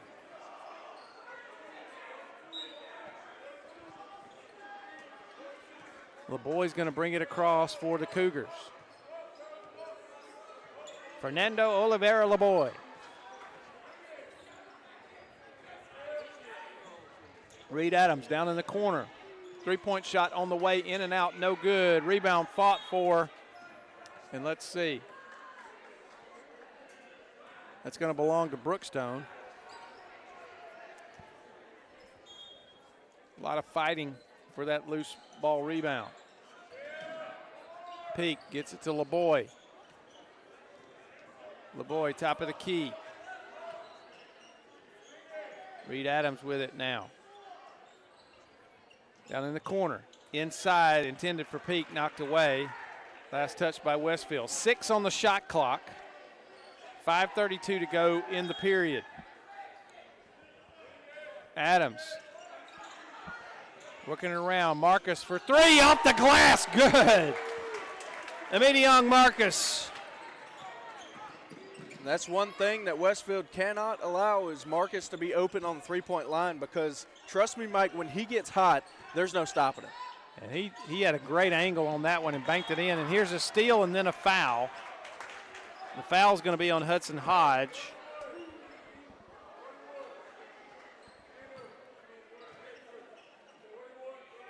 And Jake Griffin was on the steal there and was headed toward a layup, but he was fouled. LeBoy will bring it across. Griffin with it. Cross-court pass, can't do that in a zone a lot of times. Stolen by Watkins. He goes up for a layup. He's going to be fouled. He's going to go to the line to shoot a pair. Hard to throw it across the zone defense, Paxton. Yeah, it is, especially at the top as well. You know, the top's usually the most covered down in a zone defense. The best way to beat that is just get paint touches, work inside out. Absolutely. Watkins at the line. I did not see who got that foul for Brookstone. Free throw is no good by Watkins.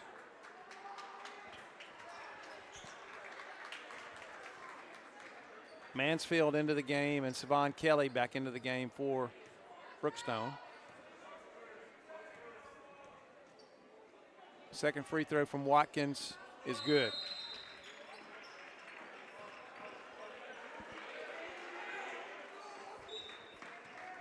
(23-20).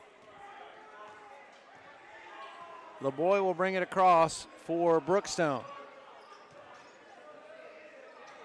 Working against an extended 1-3-1 zone. Three-pointer on the way, no good. That was Marcus. Westfield coming. They got the break going and a carry and a turnover. Jack Doster that time called for the carry. That'll be Brookstone basketball. 23-20, 4:35 to go in this first half. LeBoy, Marcus for three, good! That's his second triple of this quarter, and it's 23 all. And Mike, I'm telling you, once he sees that first one hit the bottom of the net, he's a dangerous weapon from outside.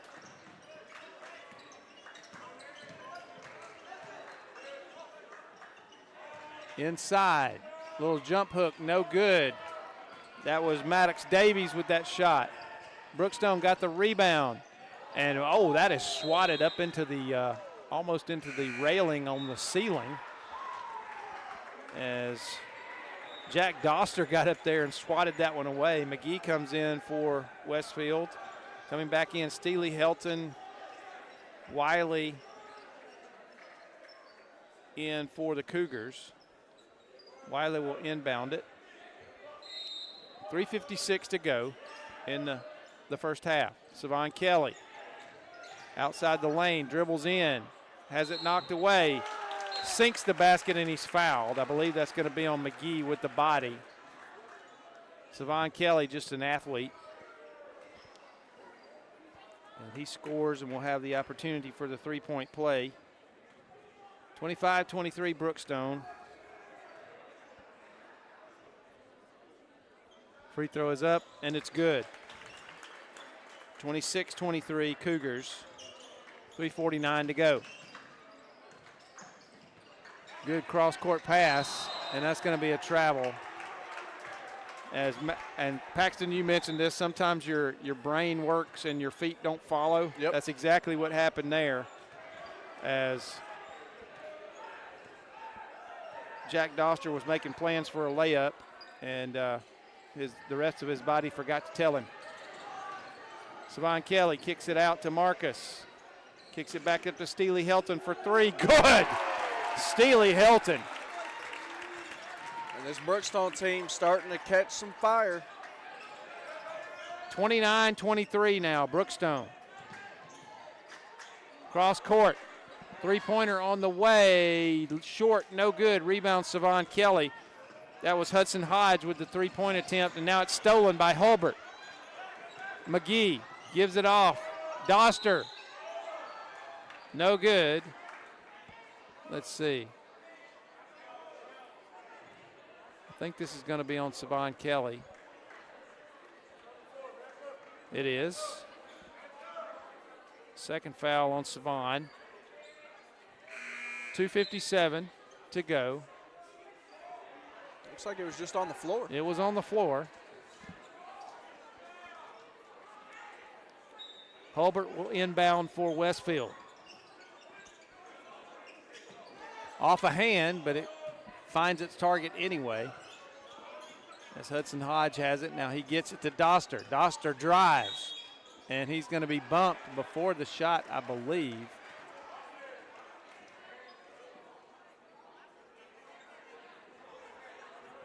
And that foul is going to be on Lawson Mansfield.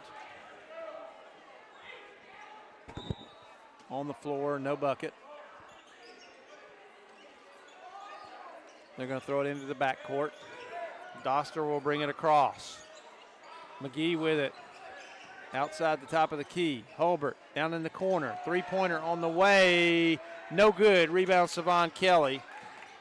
That was Stone St. Clair with the three-point attempt. And now they get it down to Wiley, and he's going to be fouled.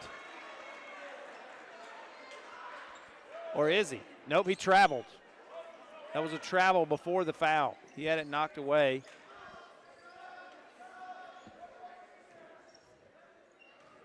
And here comes Westfield.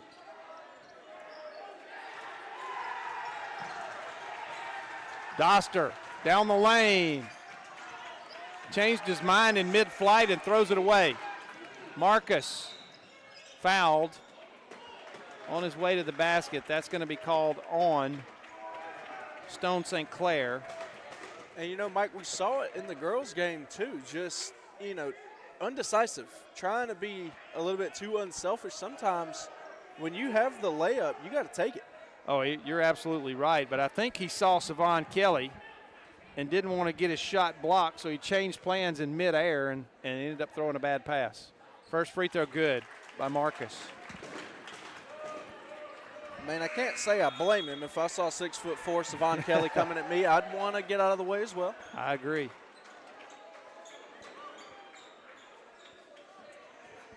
Kelly's going to go out as Grayson Miley comes in. Second free throw coming from Marcus. Short, no good. Rebound, McGee. 30-23. And here's a whistle and a timeout. 30-second timeout for Westfield. We'll just keep it here again for this 30-second timeout. Both teams running players in and out of the game, trying to stay fresh here, Paxton. And some good defense by both teams and some bad defense by both teams. It's one of those mixtures tonight. Brookstone got on a little run, hit a couple of shots, and they've got the lead at the moment by 7. But we've also seen this Westfield, you and I both have seen this Westfield team play before, and we know they can go on a run and get things going offensively. Yeah, completely. And, you know, Brookstone's done a really good job of containing Ben Hulbert, the point guard, number 3. We saw, I believe when they were playing Calvary, that he can be a weapon. You know, he's not the biggest, but he's fast, and he can score if you let him. He is, as they say, quick as a hiccup. And can move those feet and handle the basketball. And here's a whistle, and that's going to be an offensive foul. And that's on McGee, away from the ball, as he was creating some space. And I will tell you, Paxton, I believe McGee's probably a pretty good offensive lineman. I don't know him. I don't know much about him in football. But I can see him creating space for running backs. Shot on the way from the corner. That was Grayson Miley. It was no good. Knocked out of bounds, and will stay with Brookstone. And coming in for Westfield is Cannon Allen. And if McGee can open up some holes for some running backs, you might need to get him over at Alabama. Jack Lane, shot, short, no good, rebound. That was Cannon Allen with the rebound, and here comes Hodge for Westfield. McGee down the lane, short shot, no good, air ball. Mansfield gets it, starts down the lane, kicks it out. Wiley up, off the glass, no good, but he's fouled.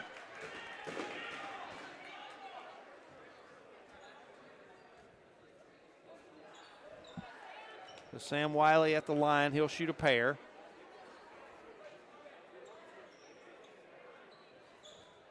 And I have no idea about fouls anymore. I cannot see the referee's hands, and I cannot figure out who they're calling on some of them. First free throw, no good from Wiley. He was 1 for 2 in the first quarter.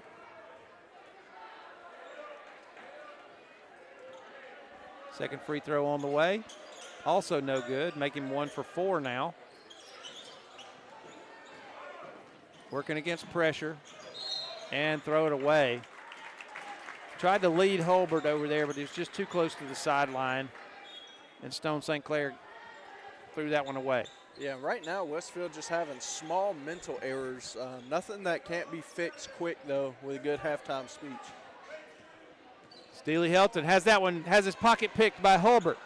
He goes in, and Steely Helton swats it away from behind. Hey, the two smallest guys on the floor going at each other, and Steely Helton wins that battle with the block shot. I love it. I absolutely love it.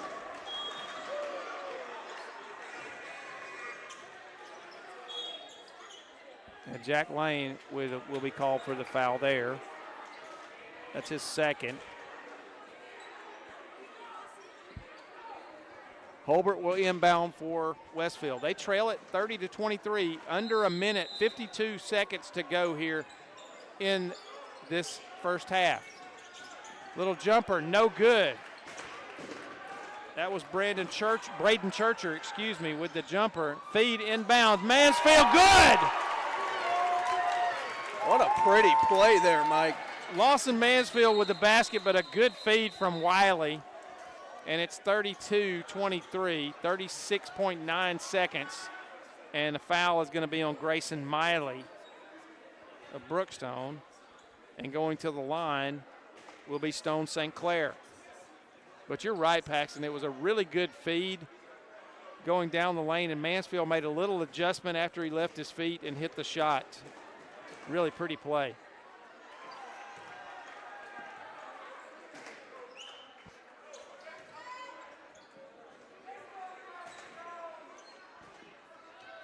First free throw was no good. Second free throw also no good. Off the glass though, and Westfield controls the rebound. Two-pointer on the way. It was on the line, no good. Here comes Brookstone. They've got numbers and traveled.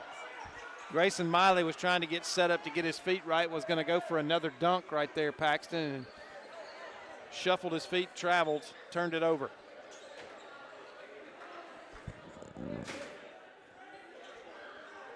Can you blame him for trying to go for another highlight reel, though? Oh, absolutely not, especially on senior night. Trap here at half court. Gets it to Holbert, though. Holbert had eyes on a pass. He saw Stone St. Clair break open, but Brookstone cut that one off, knocked it out of bounds, and they'll retain possession. 32-23, 14 seconds left in this first half. Holbert, reverse layup, no good, left it short. And Steely Helton has that one knocked away. Right to Jack Lane, he lays it up and in. They saved it inbounds, but Jack Lane was the guy who got it. And that's going to give Brookstone, and he hit it. Was it good? No, they waved it off. Wow. If that had gone, that would have been a highlight reel play for sure. Absolutely, that was crazy. So, at halftime, Brookstone has taken an 11-point lead over Westfield. And we're going to take a break here on Georgia Alabama Sports Live and Middle Georgia Sports Live. We'll be back in just a little while with the second half of action.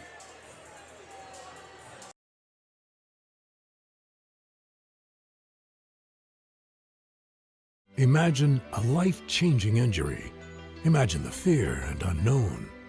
The Houston Clinic Sports Medicine Team, the only physicians in the area with advanced certification in orthopedic sports medicine, treats sports injuries with innovative techniques. The Houston Clinic has helped nearly 1 million athletes live without pain. Imagine getting back in the game. Imagine the best game of your life.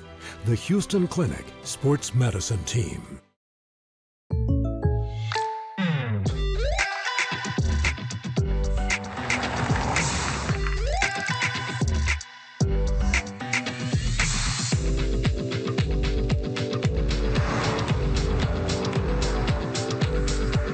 For your surprisingly great rates, contact your local State Farm agent today.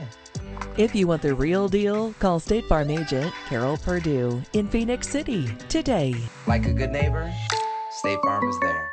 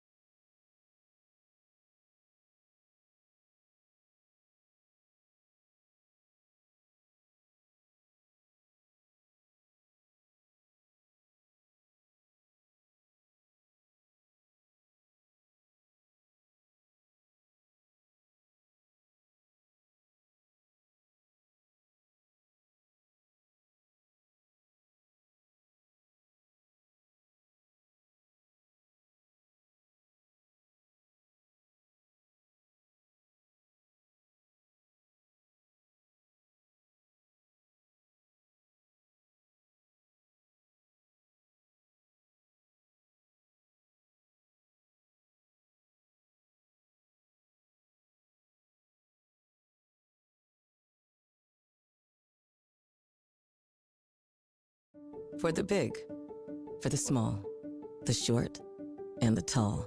Peacemakers, risk takers. For the optimists, pessimists, exhibitionists. For long distance love. For the farsighted, nearsighted.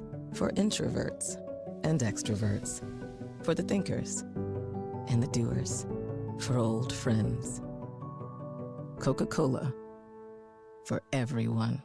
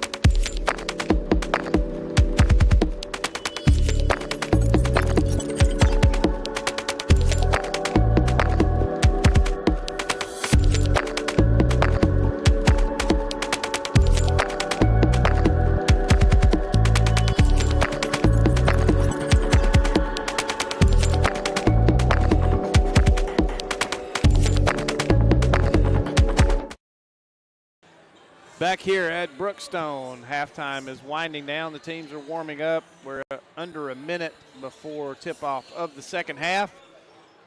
Brookstone leads this one 34-23, and let's look at some individual numbers first for Westfield.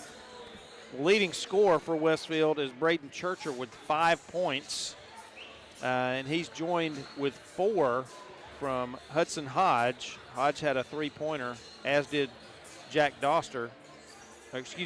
As did Churcher in that half. And the second quarter was the tail of the tape here, as Westfield was held to just 4 points in the second quarter. They had 19 after quarter one, and they had 23 at the end of the second quarter as the clock ticks down, and Brookstone will have the basketball. Leading Brookstone with 7 points each are 3 players: Lawson Mansfield, Savon Kelly, and Emediong Marcus, each with 7, and 5 points from Grayson Miley. And Brookstone will start things off with the basketball here. LaBoy has it for the Cougars. A.J. Smith in for the first time. Reed Adams for 3. Good. Reed Adams. Starting it just like they ended it. 37-23. And here's a whistle on the other end. I believe that one went against Peak there, Charlie Peak. Charlie Peak with the foul. And the first free throw from Cannon Allen is good. 37-24. Second free throw, no good. Rebound, though, tracked down by Hudson Hodge, and Westfield retains possession. Drive in the lane and knocked off his track is by A.J. Smith is going to be Cannon Allen, and he's going to go back to the line. Started up with the shot and just got bumped by A.J. And that's his first foul. And no, now they're going to say, no, it was not a shooting foul. I didn't think it was. I didn't think he had gone up with anything. Allen, no good. Rebound, Reed Adams. Charlie Peak with the basketball. That one had to have bounced off the rim like 5 times. It had at least 5 little bounces. I don't know how. I don't either. I don't know how that one didn't fall in.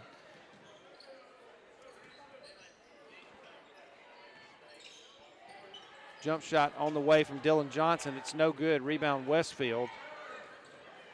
Churcher with it, gets it to Hulbert. Hulbert's going to drive. He's going to kick it out to Cannon Allen for 3. No good, long.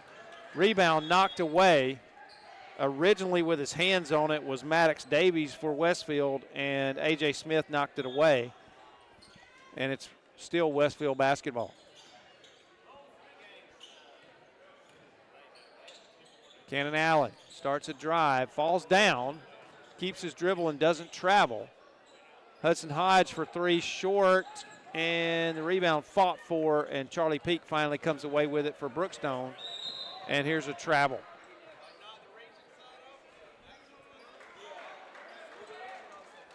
LaBoy went down with the basketball, and unfortunately he could not keep his dribble. And when he rolled over, that was a travel. Inbounds pass goes to Churcher. He gets it back to Hulbert, and they'll set the offense. 37-24 Brookstone, 6.5 minutes to go in this third period. Nice pass inside, and the ball will not fall for Westfield on that one. It could have been a three-point play opportunity by Hudson Hodge, but he's fouled. And that's A.J. Smith, and that's his second foul already in this third period. And Hudson Hodge will go to the line for Westfield. First free throw is no good. Westfield been struggling at the line tonight. They really have. They have not shot it well at the free throw line the entire game. And it's hard to win a basketball game when you're not hitting free throws.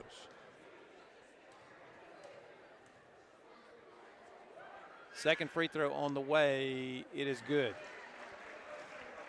They give him 3 there. Was there a violation on the first one?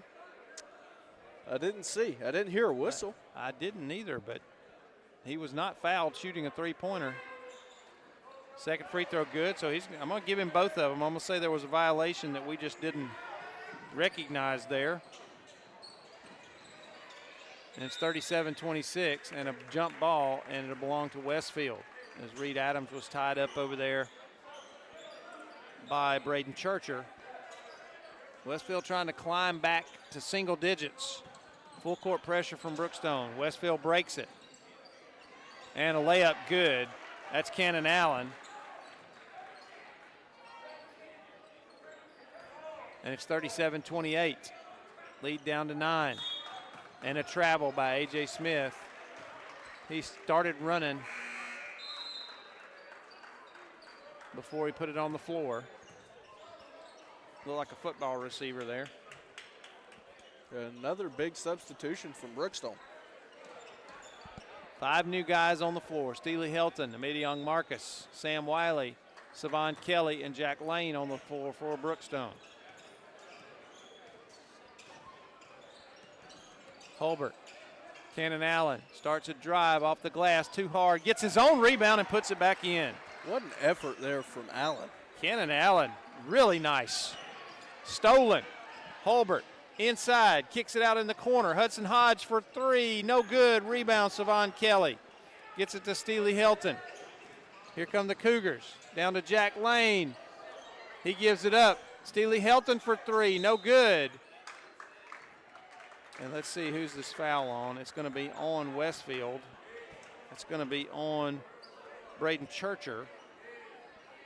I have him with 2. I'm not sure that's correct. I had a lot of difficulty seeing the ref's hands in the first half, so I know I'm off on some fouls on people and team. And that one's thrown away and turned over by Brookstone.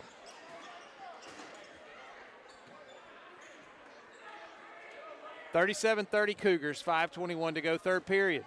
Westfield gets it inbounds. They're working against full court pressure now. Holbert now with it. They cross easily. And that pass is stolen. Steely Helton off the glass, good.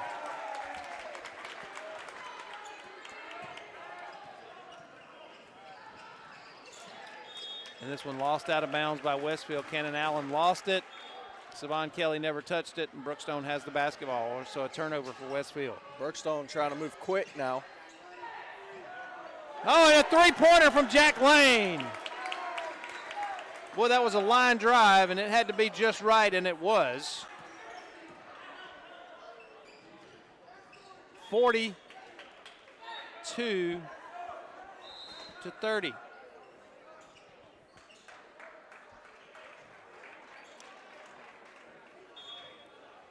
12-point lead for Brookstone. I believe that's their biggest lead. Watkins looks inside, has that one knocked away and stolen. Another steal for Brookstone. Savon Kelly has it knocked away, but right there is Wiley. Shot is no good. Rebound. That was Churcher with the rebound. Here comes Cannon Allen all the way to the basket. Up and on. It's good. And he's fouled. Count the basket.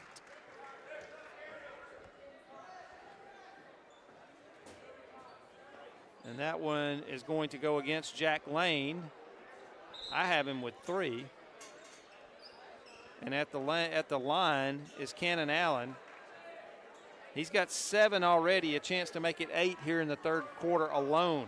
That'll give him 10. If he hits this free throw, it'll give him 10 for the game. And he does. And Westfield now trying to surge. They got to make sure, though, if they want to get back in this game, that they start hitting those free throws just like he did there. 42-33. And that basket was good by Brookstone. I didn't see who scored that. Did you, Paxton? I did not. I was looking down trying to get my scorebook correct, and there's a three-pointer from Hudson Hodge.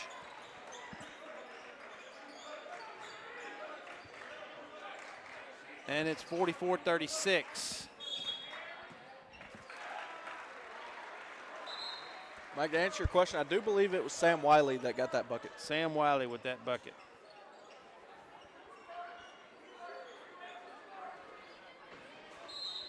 And a turnover for Brookstone.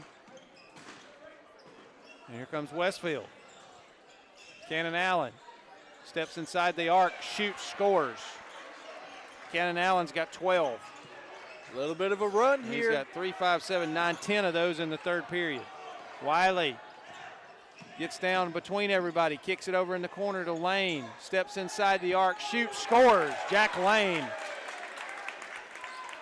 That's such a pretty shot, too. The mid-range shot at the high school level is a lost art for him. A steal by Lane. He scores again.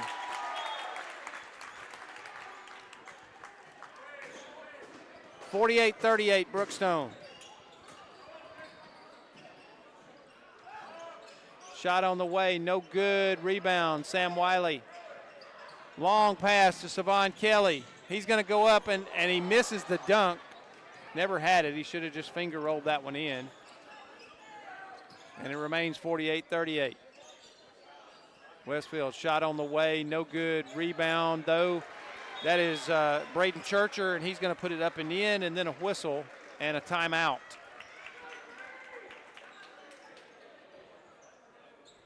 (48-40) with timeout on the floor. This will be a 30-second. We'll keep it here.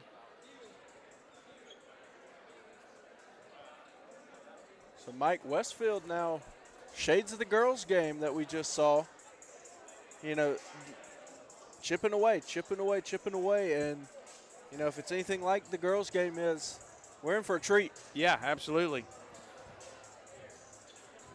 Yeah, Westfield trailed by as many as 12. They've got it to 8 right now. Brookstone's been a little sloppy handling the basketball, but they've hit some big shots in between the turnovers.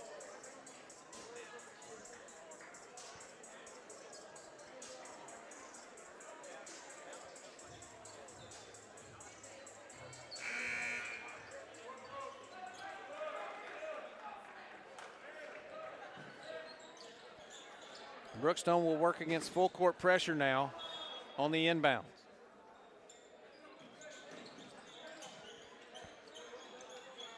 Almost a steal. Mansfield gets it down in the corner. And that's going to be a turnover. Over and back. And now they're going to say, nope, that's not over and back. The ball was tipped. But it was tipped by both teams.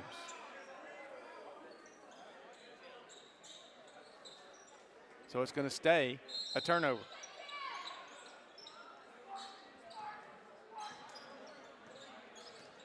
Watkins brings it across for Westfield.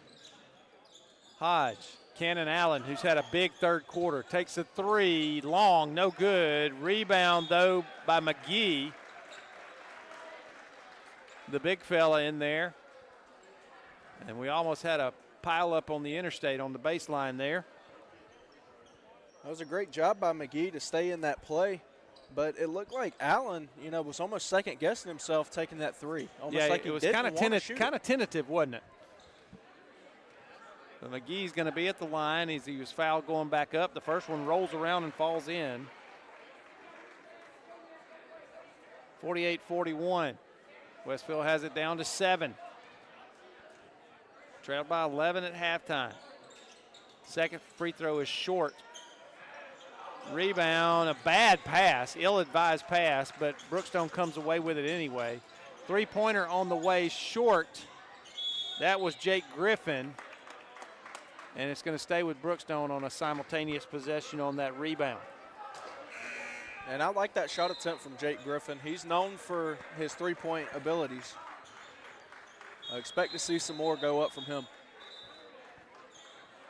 Subs come in for Westfield. Stone St. Clair's in the game. Hulbert back in. Cannon Allen, McGee, and Watkins.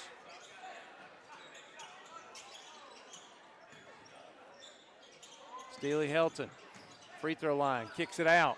Grayson Miley for three, long, rebound McGee. He's going to bring it up the floor himself. Gets it over to Hulbert for three, short, rebound Grayson Miley. He's going to get it to Helton. Here comes Brookstone. Jack Lane starts a drive off the glass. Oh, he almost hit that shot again. He was fouled on the way to the bucket. Almost got it to go in. And that's going to be on Watkins, that foul. And it was on the floor. They didn't give him the shooting foul there.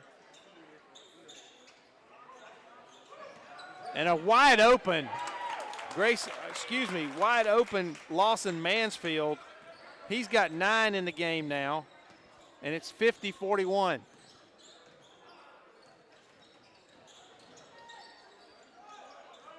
Shot short from Watkins.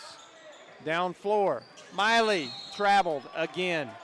He wanted to dunk the ball so bad again like he did in the first half, and he got a little Fred Flintstone steps there when he was taking off in his car.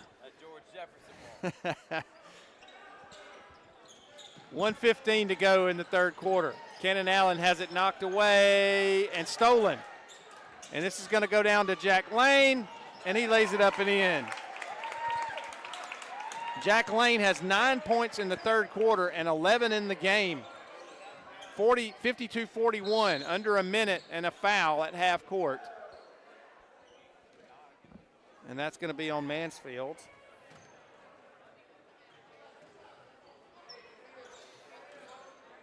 And this is going to put, for the remainder of the period, it's going to put Westfield at the line, and Watkins will be at the line. 52-41. First free throw is good. It's good to see Westfield start heating up at the line. That's what they've been lacking all game. That is for sure. They have not been very good at the stripe tonight. Second free throw from Watkins. No good. Rebound Brookstone. Steely Helton. Under a minute. Miley. Fouled on the way up. Shot is good. And he'll go to the free throw line. And that was on McGee. That's 3 on McGee. And Mike, you really can tell that Wiley, he's looking for another one. He wants another dunk. Oh, he does. 54-42, biggest lead.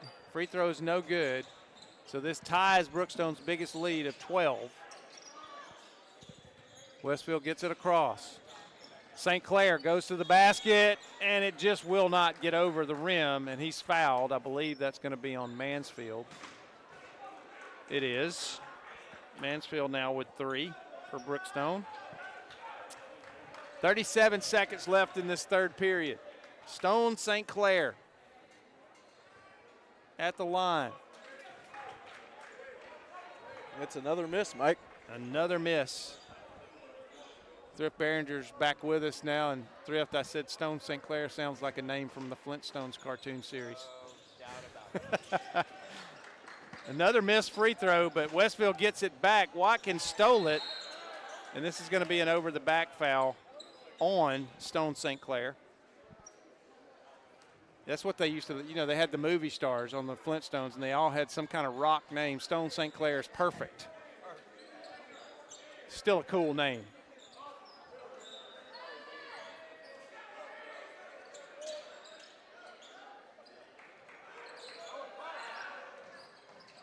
Mansfield has that one almost stolen, but Helton gets it back. It's rolling down the floor. Somehow he almost scored. That thing got loose and nobody wanted it. Helton knocks it away.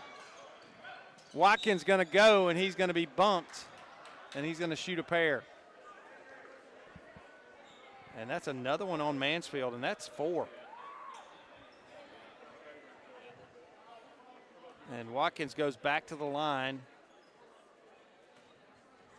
for Westfield.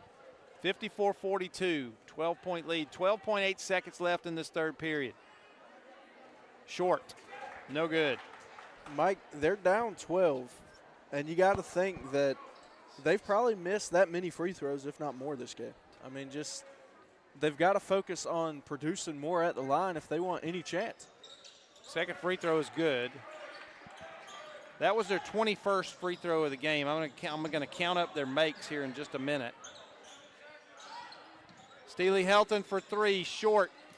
2 seconds, 1 second. Hulbert launches, no good, just to the left. And that's the end of the third period. So the Brookstone Cougars take the lead into the fourth quarter, 54-43. We'll be back in a moment on Georgia Alabama Sports Live and Middle Georgia Sports Live.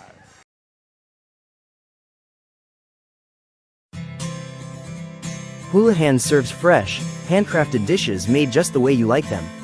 Juicy burgers, sizzling steaks, crisp salads, and shareable appetizers set the table for every appetite. Relax with friends, celebrate special moments, or enjoy a casual night out. Houlihan's delivers great food, great drinks, and great times, with 2 locations in Columbus, downtown at the Marriott Hotel and on Sidney Simons Boulevard at the Doubletree Hotel.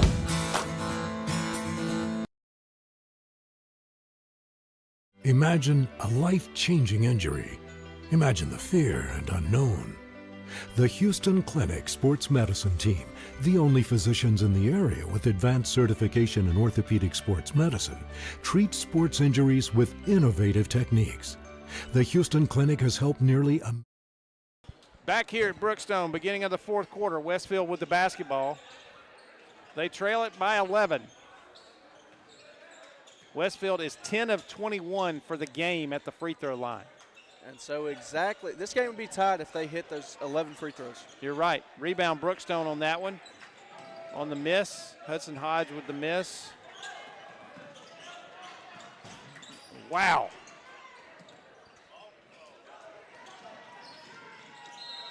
Somebody behind me here said ball control, and there's a travel and a turnover. And we have seen a lot of basketballs go out of control in this game.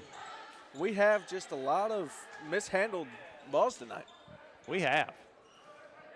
Reed Adams started the third quarter with a three-pointer for Brookstone, and now he's back in there for the fourth quarter.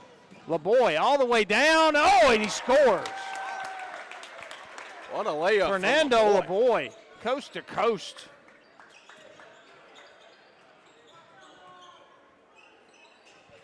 (56-43).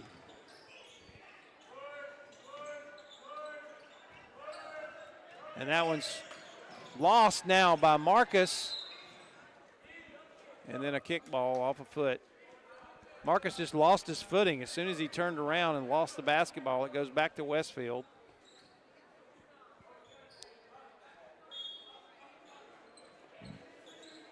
(56-43). Inside good. That's Maddox Davies with the score there. First field goal.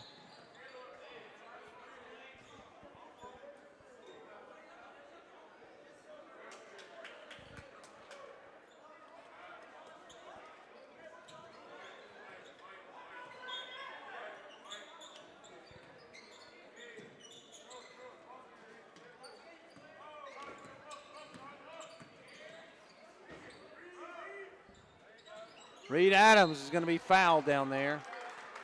He got the feed on the low block, a good feed in, and no choice by Hudson Hodge but to foul him. And Reed Adams will go to the line. First time he's been to the line tonight.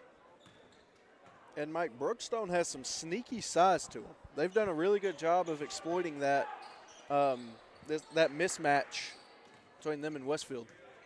You are right about that again, Paxton. Second free throw is good. First one was no good. Second one was good.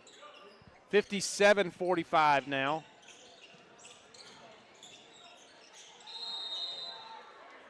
And an offensive foul as Charlie Peak got positioned down there on the low block and took the contact. And the Westfield coach does not agree. And he has now been assessed a technical foul.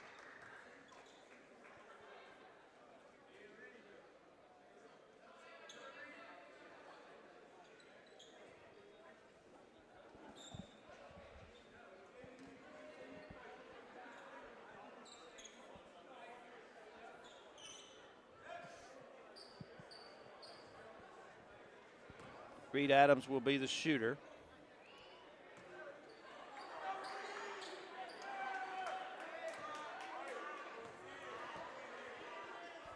First one is no good. It has not been a clinic. Not from the free throw line. Second one is also no good.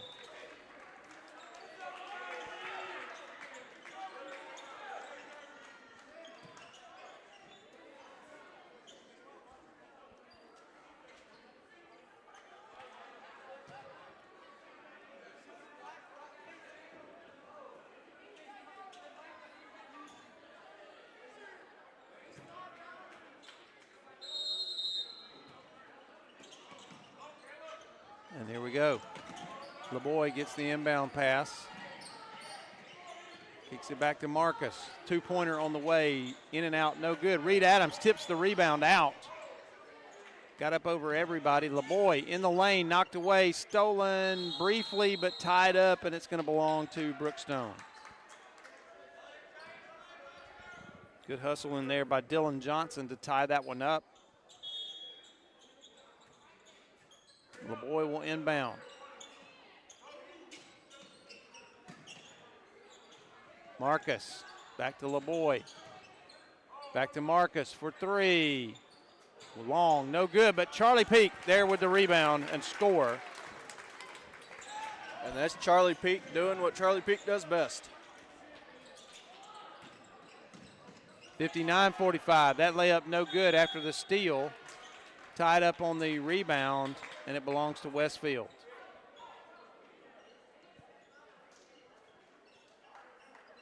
Brookstone has their biggest lead at 59-45.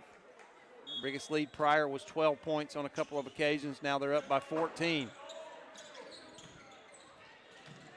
That one almost stolen. Kicking it into the lane, off the glass, good. Nice job by Jack Doster. And it's 59-47, and there is a three-pointer. That was Dylan Johnson over there with the three. And it's 62-47, now the biggest lead for Brookstone at 15. Three-pointer on the way, short, no good, going to go out of bounds, and it'll go to Brookstone. That was Braden Churcher with that three-point attempt. He does have 1-3 in the game. Charlie Peak has his pass knocked away and stolen. Kick to Watkins in the lane, short, no good. Gets his own rebound, puts it back up. And stepping on the baseline, hang on, no, on the floor. It's going to be a foul on Brookstone.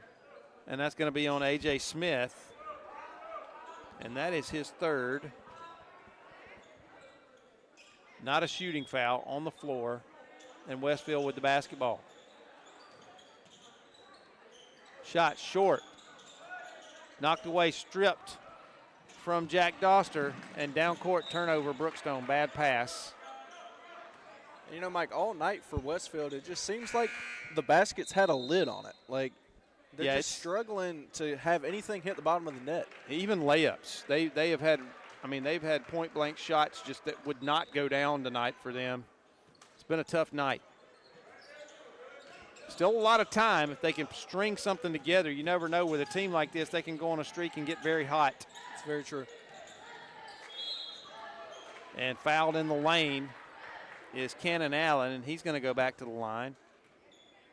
Allen was big in the third quarter for Westfield.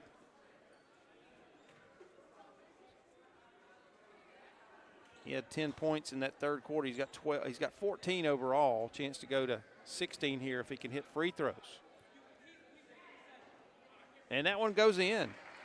They haven't been getting that roll tonight, Paxton, and that one finally rolled in for them. Yeah, it's about time something goes their way. Second one, though, no good. Rebound, Brookstone. And losing it out of bounds. Nope, he saved it back inbounds, but right to Westfield was Charlie Peak. Watkins kicks it out in the corner. Cannon Allen. Hulbert drives the lane to Watkins. Kicks it back to Hulbert for three. Good! Ben Hulbert. And that's a big shot there, Mike. It really is. That makes it 62-51, and there's still 4:21 to go, and that's a full timeout, so we'll take it with them. We'll be back here in a moment on Georgia-Alabama Sports Live and Middle Georgia Sports. At Glenn Smith Chevrolet. Let's kick off 2026 with a bang. We will not be undersold. Powerful full-size Chevy Silverados up to $13,750 off. Rugged midsize Chevy Colorados up to $9,000 off. Enjoy no payments until springtime. Get your lowest price guaranteed today. Smart people from all over the USA come to Glenn Smith Chevrolet. Get ready to smile.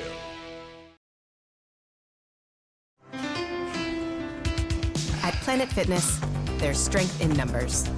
The number of different workouts to do. 1, 2, 3. Woo! Different clubs to do it in. Friends to do it with. Looking good, everybody. Yeah, we are. And the number of ways to recover from it all.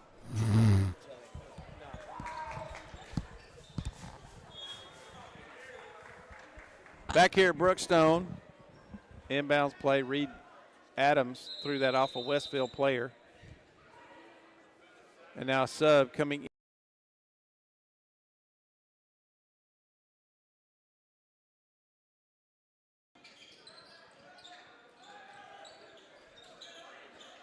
Charlie Peak is stuck in the corner, but he gets it out of there to LeBoy, and Smallwood travels. As soon as he gets in the game, he gets a feed with a chance for a short shot and didn't have his feet right. 4:05 to go in the game. And a foul. That's going to be on Dylan Johnson.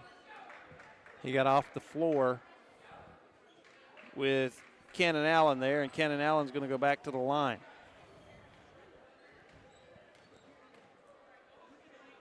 And the free throw is good. Mike, correct me if I'm wrong, but have they had a 2-for-2 trip to the line so far? Once early in the third quarter. Well, there's another one right there, so that's good for them. 62-53. They've got it back to single digits. A.J. Smith, three-pointer, no good. Charlie Peak with the rebound, though, puts it up and in. And another Charlie Peak being Charlie Peak play right there. Yeah, that's just being big. 64-53. Out of bounds, or actually a foul. I believe that was on Smallwood. And Cannon Allen, that guy, back at the line again. First one is good.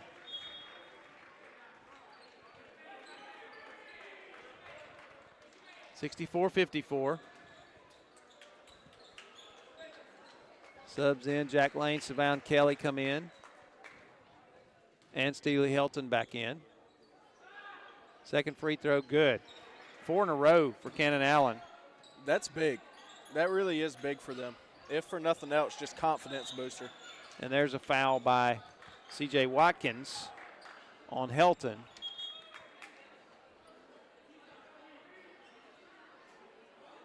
Both teams are in the bonus, so this will be a shooting foul.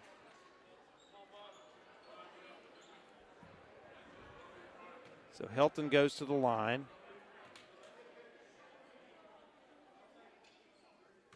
He has 5 points in the game. Free throws long, no good. You know, right now as it stands, Westfield is only 3 shots away from tying this game. That is correct. Second free throw, no good as well. And Brookstone struggling at the free throw line now. They are 1 for 6 in the fourth quarter. Laid up and in. That was Stone St. Clair.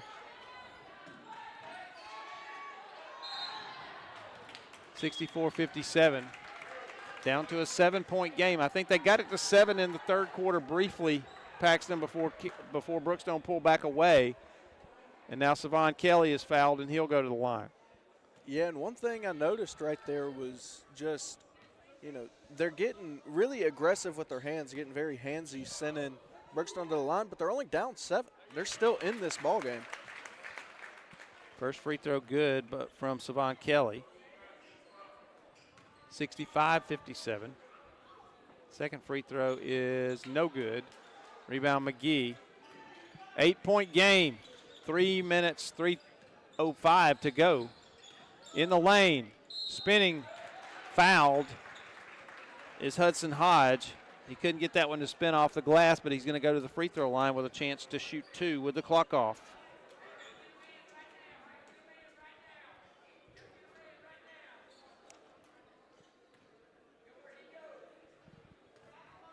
Hudson Hodge, he was 1 for 2, 2 for 2 in this half. That makes him 4 of 5 at the moment. Second one is up, and it rattles out. And there was a violation on Brookstone, so he's going to get another chance at that second one. So wipe that one away, pretend he never did it, and let's see what he does this time.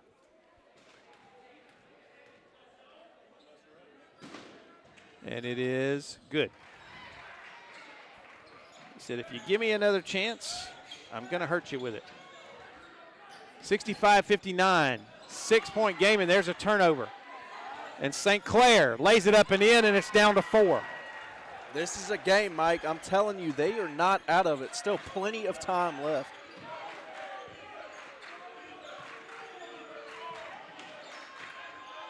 (65-61), another turnover, and now a foul on Brookstone. That's going to be on A.J. Smith. That's 4 on him. Or is that 5? I've lost count on my fouls. That was 5 fouls. So he's A.J. Smith out of the game, I think.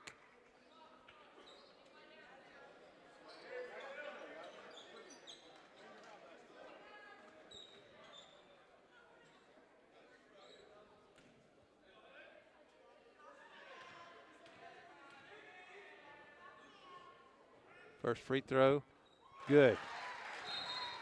Hudson Hodge again. Mike, I think they might have hurt us up here, talking about the free throws. I think so. Second free throw upcoming. 65-62. No good. Rebound Savon Kelly. And he's bumped by Stone St. Clair.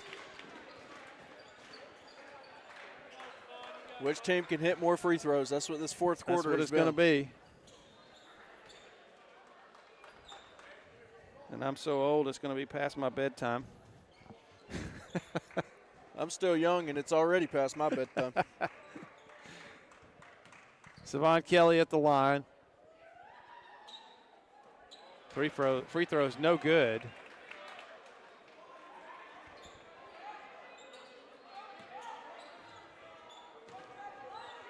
(65-62). Second free throw is good. 66-62. 2:29 to go. Plenty of time. Watkins spins, shoots, scores. Pretty C.J. shot. Watkins. That's pretty from Watkins. 66-64. It's a 2-point ball game, and who would have thought it? The way this second half had gone up until just a few moments ago, and there's a travel. A moment later, Grayson Miley hit a three-pointer, but he traveled before the shot. And another turnover for Brookstone, and now Westfield with an opportunity to tie or take the lead with under 2 minutes to go in this game, and the clock still hasn't started, and the clock still hasn't started, and the clock still hasn't started, and the clock still hasn't started.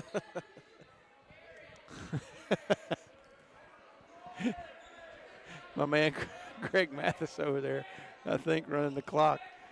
And he kind of went to sleep a little bit. Might be past everybody's bedtime right now, man. They run a couple of seconds off.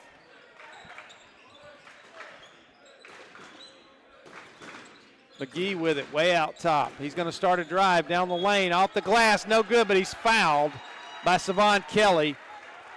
And Sammy McGee will go to the line to shoot a pair. Opportunity to tie here for Westfield. You know, Mike, just 4 minutes ago in this fourth quarter, who would have ever thought this would be where we're at right now? First free throw from McGee is good. He was 1 for 2 in the third quarter from the free throw line. It's now a 1-point game. Reed Adams back in. Amity Young Marcus back in. This one was Brookstone's to win. Oh, absolutely. Second free throw's good. McGee hits them both, and we're tied. Wiley kicks it to Reed Adams, and he's fouled from behind. Stone St. Clair thought he had a good block, but instead, that was his fifth foul. These are two huge he got a free piece throws. of Reed Adams. Reed Adams hasn't been great at the free throw line in this fourth quarter, but hits the first one. He was 1 for 4 at the line until that one. He's now 2 for 5.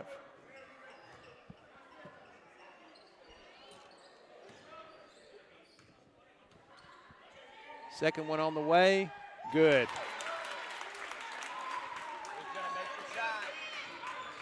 68-66, a minute 35. We're dwindling down here, Mike. This is getting interesting. C.J. Watkins, Cannon Allen drives, loses it. Reed Adams has it. Gets it to Steely Helton, and a travel. You cannot make that mistake. Somebody ran in front of him and he traveled. He did. He took an extra step before he got it on the floor, and a timeout. 68-66 Brookstone. This will be a full timeout. Nope, it's going to be a 30-second timeout. I'll shut my mouth and not say anything until the referee signals. We're going to keep it here. Again, Mike, just 5 minutes left to go in the fourth quarter. Brookstone was up in control. 14, right? They got up by as many as 15. Yeah. And thinking all they had to do was put this one away, and they just couldn't do it. Got to give credit. Got to give credit to Westfield, though. They have fought till they got back in this game. They got it down to a 2-point game now. Thrift Behringer, I was just sitting here. You and I have had a long day. You've had a longer day than me because you were on the air. Gotta get up About 30 minutes after I got out of bed. And I was on there with you at 6:30 this morning. McGee. Cannon Allen drives right side of the lane. He's going to kick it out on the wing. Hudson Hodge for 3, short. Rebound, fought for, and tied up. And it belongs to Brookstone. They're up 2, and they have the basketball. And no need to foul here. And he turns it over. Wow. Cannon Allen is going to be fouled by Steely Hilton. Wow. And he's going to go to the line. They set the trap over there, and Reed Adams tried to get it back to Steely Hilton and just threw it right into the hands of Cannon Allen. That play happened so quick I couldn't even finish my sentence. And the first free throw is no good. Boy, they needed that one. 56 seconds left in the game.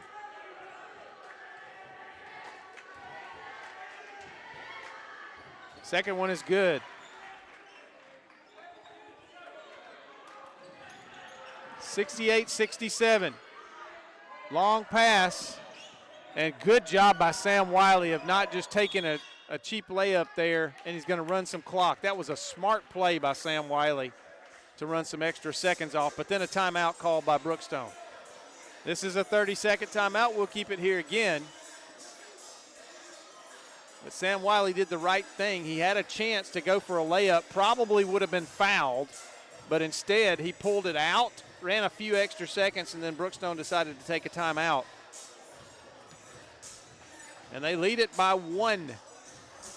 47.8 seconds left in this game. What a crazy game. This has been a crazy one. Very unconventional, for sure. No doubt. Senior night here at Brookstone. A lot of those seniors have seen action tonight, all night long.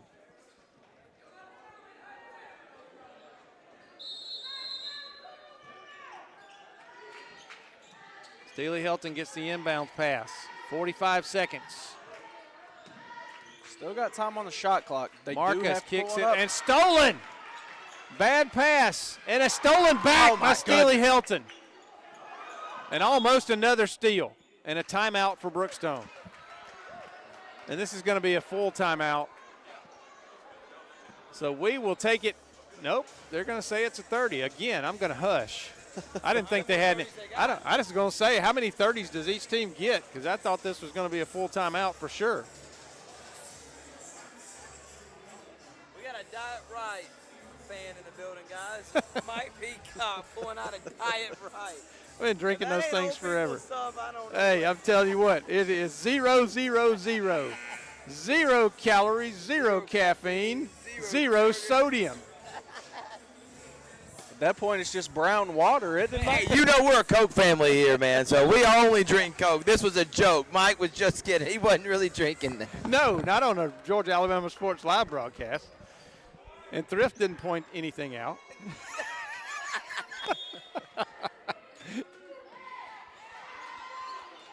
Oh, and a bad pass, and Westfield's got the basketball. Another bad pass, 26 seconds. Westfield down by 1. The shot clock is off. They can hold it as long as they want to. Watkins starts a drive. Shot up, good! Oh, my God! C.J. Watkins. He gives Westfield the lead, 69-68. And timeout. I believe it's going to be Westfield basketball. Hang on. The officials are going to get together here. I think Westfield called timeout. They never had full possession. I'm not sure. I don't think either team had possession, really.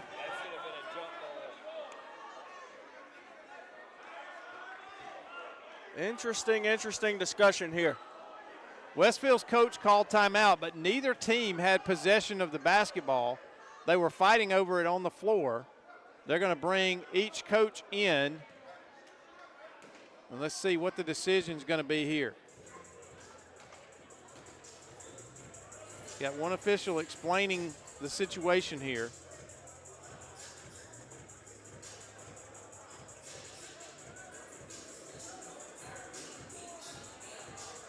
Let's see.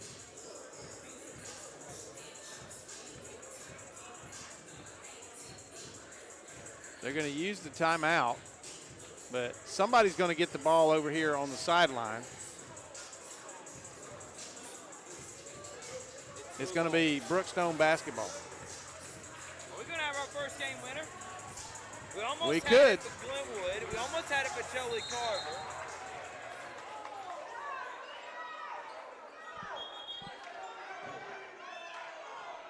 And now they're trying to sort out whose basketball it is.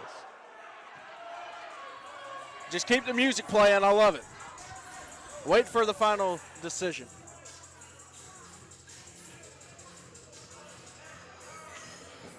If they're going to go, they almost have to go to alternating possession because nobody had the basketball.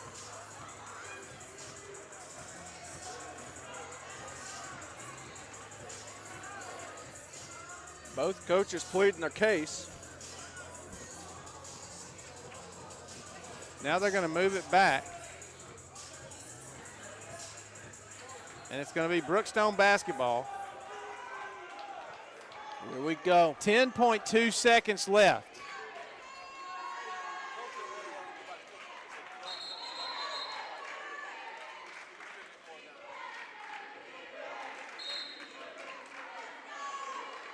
Wiley gets it to Helton.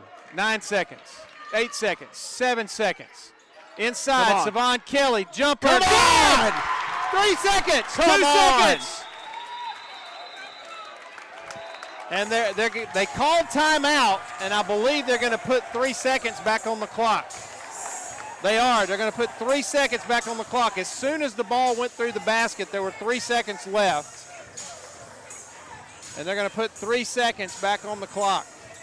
You can't make this stuff up. Savon Kelly. Savon Kelly makes it 70-69.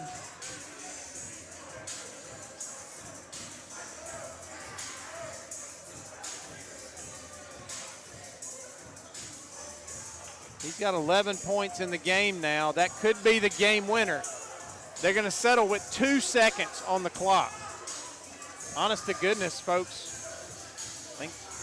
I thought it was 3 when it went through, but they got to call timeout, so it took them a second to get the timeout called. 2 seconds. Remember, they cannot foul, or they will put Westfield at the line with a chance to win the basketball game.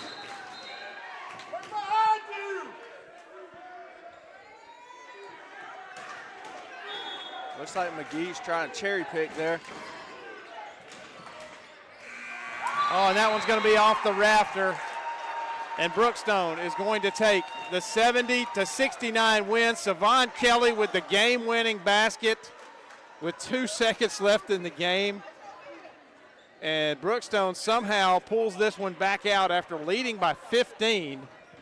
They pull it back out. We're going to take a quick break. We'll come back and announce the Alex Quinney All-State Good Hands Player of the Game in just a moment. We'll be back here on Georgia Alabama Sports Live and Middle Georgia Sports Live.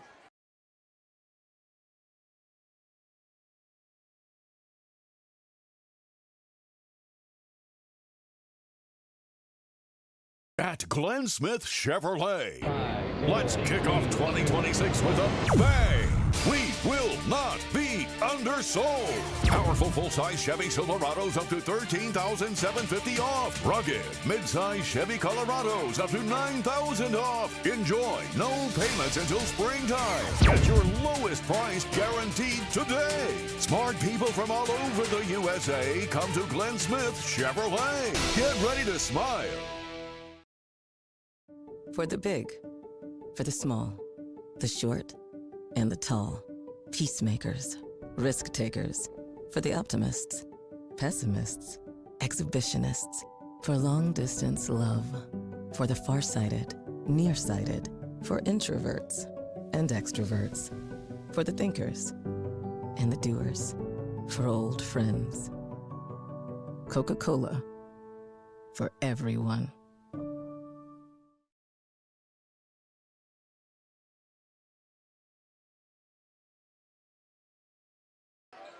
And back here at Brookstone, final word and announcing our Alex Quinney All-State Good Hands Player of the Game. We are going to go with Savon Kelly, the shooter, the winner, game winner. He tied for the leading scorer honors in the game tonight with Jack Lane. Jack Lane participated in the senior night. He had an 11-point game in his final home game as a Brookstone Cougar. But Savon Kelly finished with 11 points, including the game-winning shot with 2 seconds left. I'll spit it out in a moment. And an exciting win for Brookstone, 70-69 over Westfield. And Brookstone earns a game in the region standings, and that's a big win for the Cougars here at home. Ladies and gentlemen, we've enjoyed bringing you this one as always. Make sure you frequent our sponsors, our presenting sponsors. Coca-Cola, Glenn Smith Chevy GMC, Valley Hospitality. And who am I leaving out, Thrift? Houston Clinic. Houston Clinic in sports medicine. I knew there was somebody, but my brain is shutting down on me after 2 basketball games that were like that tonight. 2 exciting games. Folks, thanks for joining us as always. Be safe out there. Stay warm in this very cold weather. And we will see you again later this week here on Georgia Alabama Sports Live and Middle Georgia Sports Live. Good night, everybody.